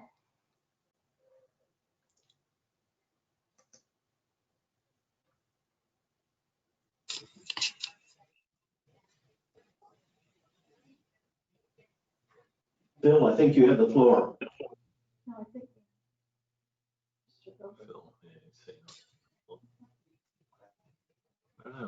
Is someone speaking that I can't hear? We can't hear you. No, the last thing I heard is Phil wanted the floor. We have met with the president and vice president of Ocotoya. It's one large, we've got their support. Do I have the floor or not? You do? Yes.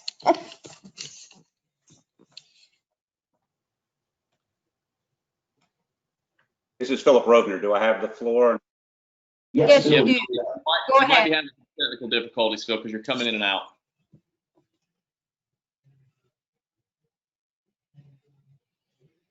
Can you hear me?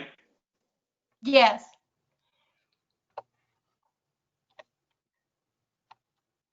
Okay. The whole purpose of this letter line is a series of events.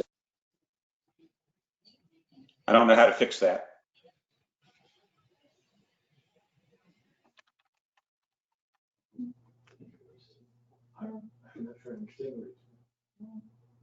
Phil, we're having a hard time hearing what you're saying. We've had a good connection up to this point. I don't understand what's going on.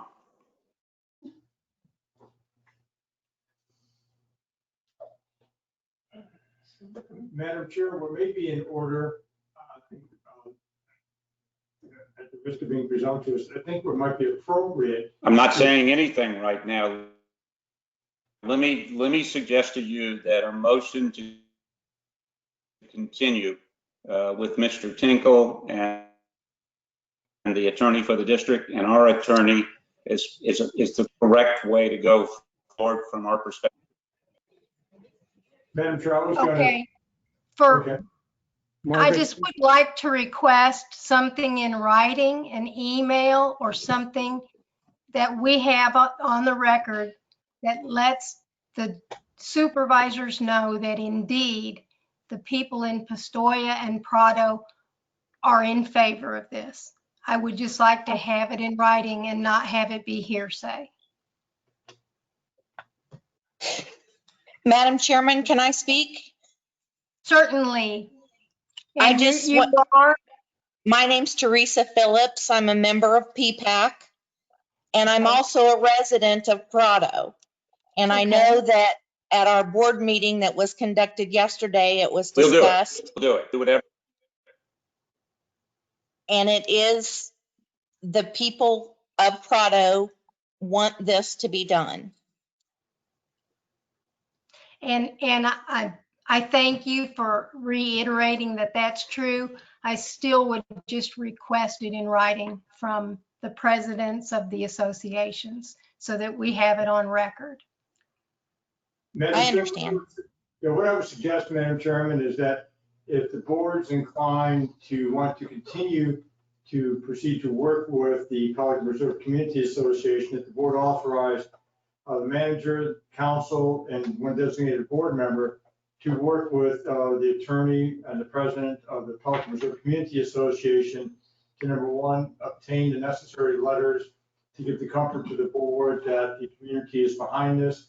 And number two, begin exploring what needs to be done from the city of Fort Myers perspective, including what arrangements PPCA has made or is making to hire the requisite planners, because the planners are always intricately involved in this, and then sit down and try to establish a timeline and a cost estimate for this process and report back to the board at its next meeting, first meeting in October. And hope to have those letters in hand, and hopefully we would have some idea of the realities of the timeline, because if we're talking 6 months from now, the end of the first quarter, that might be something we can also talk with the city staff is, how can you help this program be accelerated to try to achieve this, while understanding whatever guidelines there are to amend the DRI. I mean, I know that's sort of a long motion, but that's what the essential basically be to authorize staff, manager, engineer, council, work with a designated board member. It's been suggested, Mr. Tinkle, with the representatives of PPCA to come up with an approach and a plan and to have initial discussions with the city staff. I'll make that motion. With the letters from the president of the Prado. Yeah, but those letters, as far as I'm concerned, let's have the letters. That's not to, let's go on, get it started. We've got time working against it. I'll second it with the caveat that those letters are an email from the presidents of those associations is included. We have a motion and a second. Any questions, comments?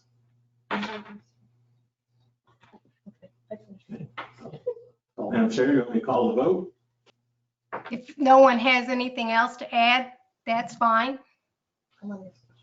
One question, Larry? Yes.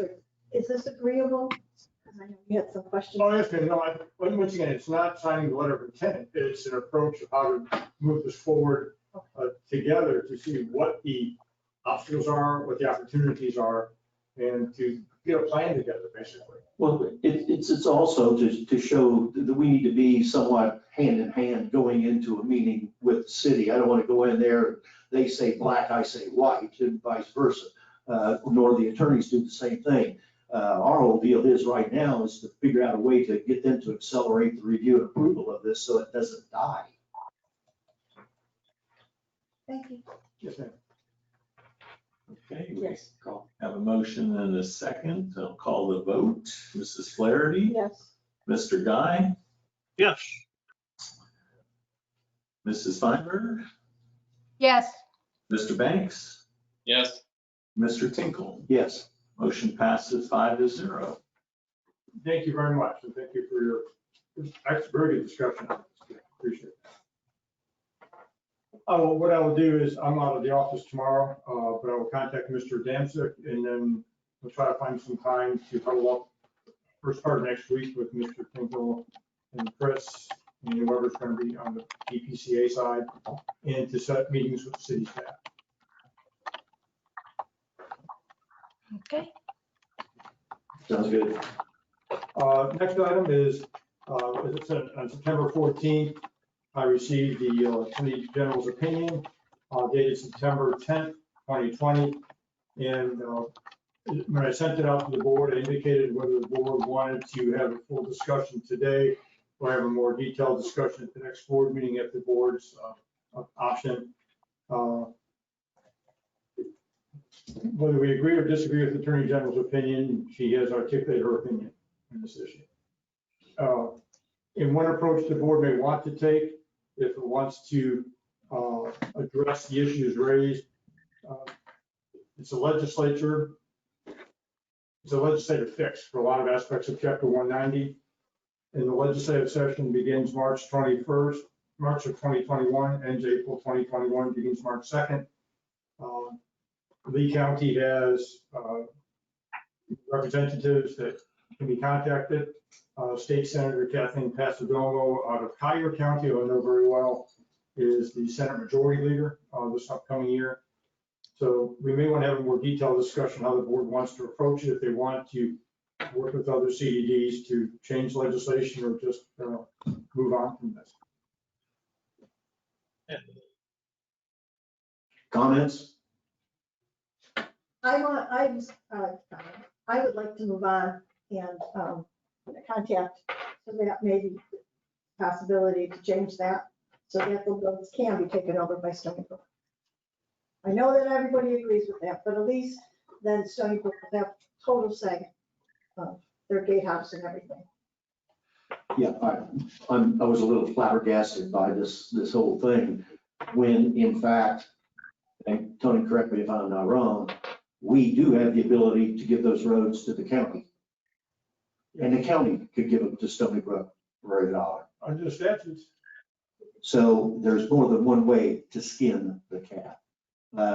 Going the legislative route, well, you know what will freeze over before that happens. The way to go to it is get the county involved in this, talk to Cecil and say, Cecil, we want to transfer this, but we got a little problem. It's called 190.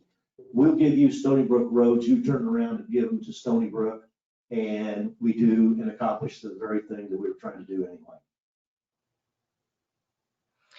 If I remember correctly, the county really doesn't want roads being turned over to them that aren't main roads.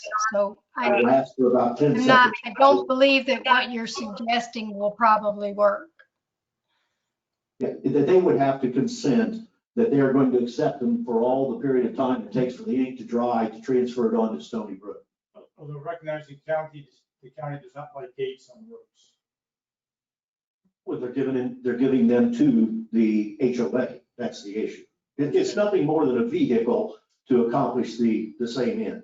And it's not only Stony Brook, it's Pelican Preserve. Because this decision, this almost said the wrong word, person came up with, doesn't take into consideration, or I don't think they took it into consideration. This is not a road that benefits anybody other than the people who live within those communities. Nobody. So it just doesn't make sense. But what it really does is puts us being the CED board in a real bad position that we've got two devices called guardhouses that are not appropriate. We can't stop people and tell them not to use those roads. I just as soon get that behind us and let Pelican Reserve and Stony Brook do what Kathleen said, make their own rules and do it their way. Again, whatever direction the board wants to provide on that, to have initial conversations at the county attorney's office also, that's board. If we go to the county attorney's office and we run into a brick wall, then we're in a whole different deal. But at this point in time, I can't see doing anything else. It is what it is. She's got the golden rule. Yeah, and I think, Ed, there's also, as we're approaching the county on this, I think there's also a level of security control and let's call it risk and liability, because there's limited authority to those roads mandated by the gatehouse, and I think it's of the interest of the community to be able to have a more finite ability to maintain security standards within those gatehouses. So that's one lever we could pull as well. And it'd really be a pass through, right? Yeah, as it stands, it's just, both of the gatehouses are just a facade because there's nothing that we can do to stop anybody that wants to use the road. Correct. I like, and I know if I lived in that association, I'd want a little bit more protection than that. You're assuming that, one, the county will take the roads, and two, that once the county takes those roads, that Stony Brook is willing to accept them from the county. So you're putting the cart before the horse here. Because the prevailing winds that I've heard of in Stony Brook is, we don't want to take the roads. But I don't know what the people in Stony Brook didn't know the whole story, because they realize that the guardhouse may have to come down. Why does the guardhouse have to come down? How do you stop people from going in if it's a public road? They can still have the gatehouse, it's permitted, it's authorized under the statute. They can't deny access to the district road. But do the people understand that? I don't know. That's the question. Most people do. They do? Yeah, they understand that Yeah. a person can't be rejected from going in, but they can be checked going in. You can't No, stop it.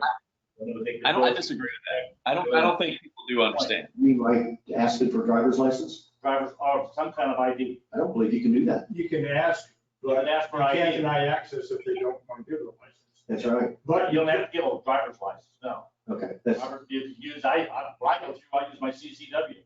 So the government, ID. That'll be a shot in the foot. I think the whole thing is just, we're way, as Margaret said, we're way ahead of ourselves. This week, dead duck. One aspect. I'm sorry. What you may want to do, Mr. Davies, Madam Chairman, they want to speak if you can approach the microphone. Because we're getting this great echo effect. Yeah, we are. I'm sorry, Warren Davies, Stony Brook. I think Ms. Feinberg mentioned it also, there are a lot of people against it in Stony Brook.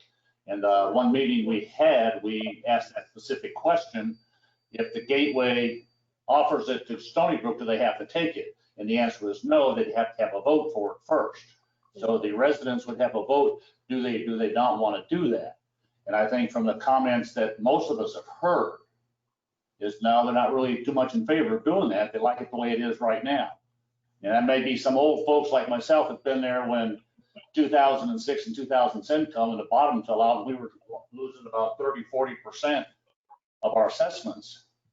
And we had all kinds of problems. And that's why we ended up back doing away with the MOU. So there's some things there that before we go looking other ways, if the board is dead set on doing this to Gateway or to give it to Stony Brook, they may want to run some kind of a survey or a vote or something before they go through the county and put the county in the middle of something they don't want to be involved in. Madam Chairman, who's speaking? Warren Davies from Stony Brook. Very well just say, no way, we're getting in the middle of this farce. Yeah. Okay.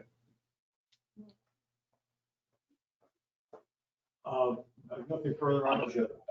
Oh, I'm sorry.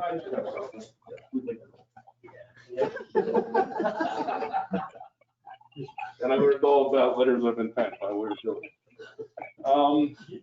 Let me say this, Ed, I have to ask you directly. Have you ever read our development? No. Okay. Have you ever looked at the bond document under which our bond was?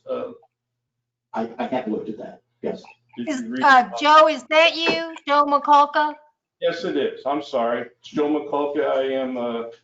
I chair the Gateway Advisory Committee as well as I'm a resident of Stony Brook. And there were some interesting things in there. And there's something that maybe you still owe me that beer. Maybe we could sit down and talk about this, because you might be surprised what's in those documents. I'll take it. Are we on that? We're on that. I'll pick up the tab. I'm all ears to hear. Joe sat down fast. When Joe speaks.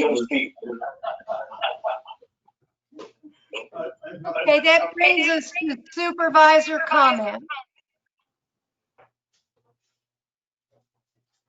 This is Mrs. Flaherty? Okay. I know you met, with State about the inconsistency of their work. This is gonna be something, it's getting worse. I had a lengthy meeting today, so I didn't attend, but Okay. That outhouse, that outhouse that's been there, going to take it away. I know business when I asked. Chris, we're getting a really bad echo. yeah, I'm trying to figure out where it's coming from.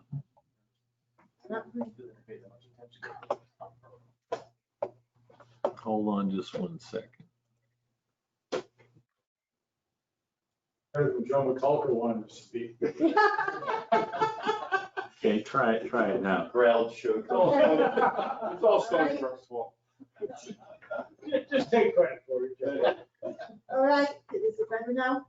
Okay, yeah, outhouse that's near the common pools, it's actually been tilted over, I guess it got knocked over. It would be nice to have that removed, it is eyesore. Yep, they're supposed to pick it up. I hope so, but soon, okay?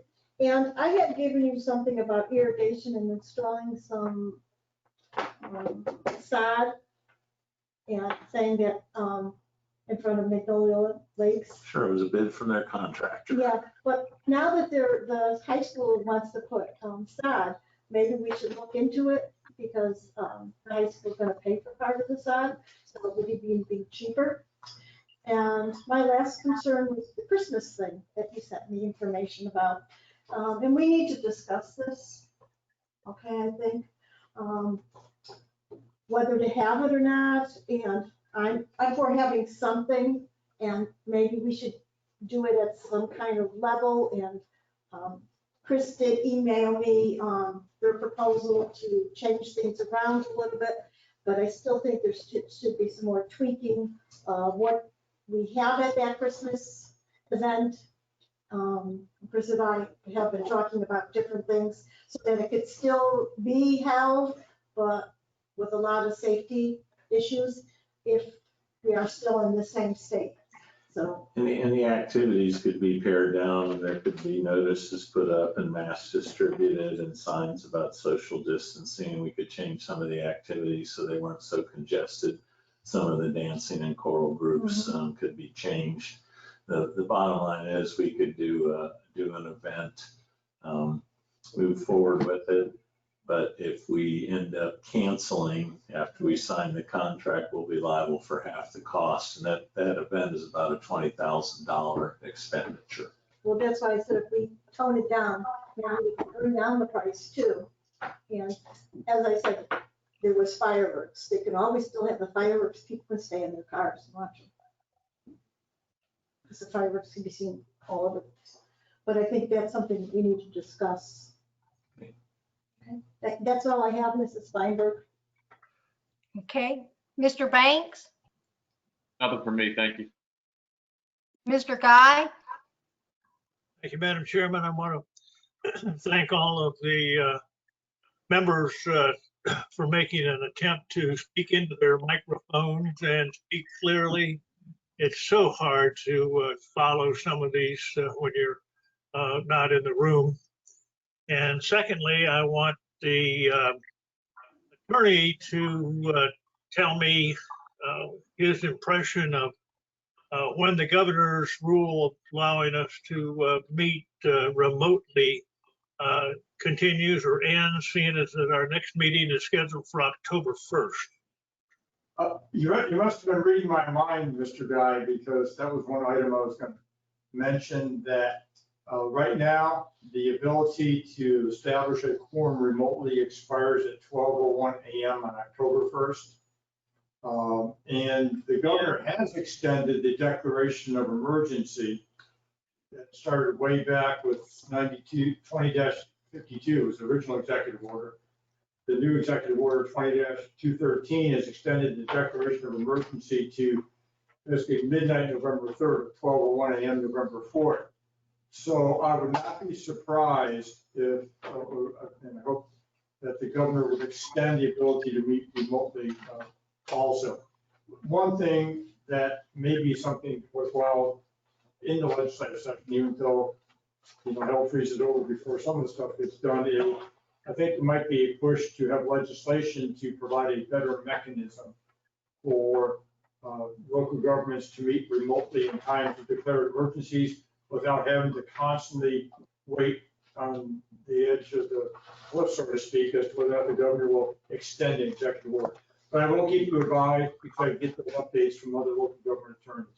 But right now, we have to plan on having a in-person quorum established for October 1st. There will be 3 people here and the other 2 can be remotely. You'll let us know as soon as you know, right? Yes, sir. Thank you. Thank you, Madam Chairman. Mr. Tinkle?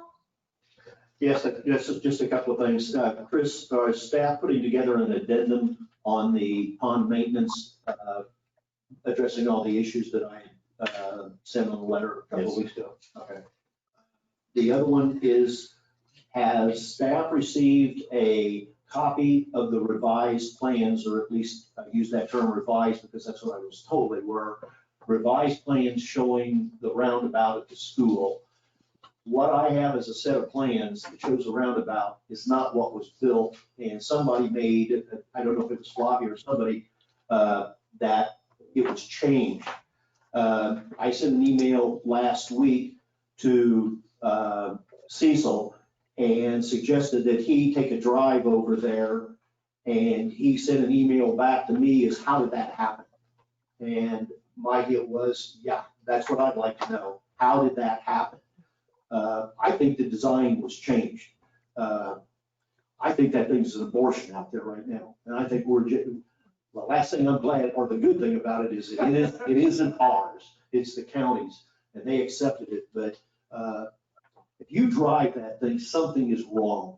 Something is drastically wrong. You get a sidewalk, what appears to me to be about 4 feet from the edge of that roundabout. And if you go out there and watch the trucks are going over the roundabout. They're driving over because they can't make the right. So I would like to see if there was a set of.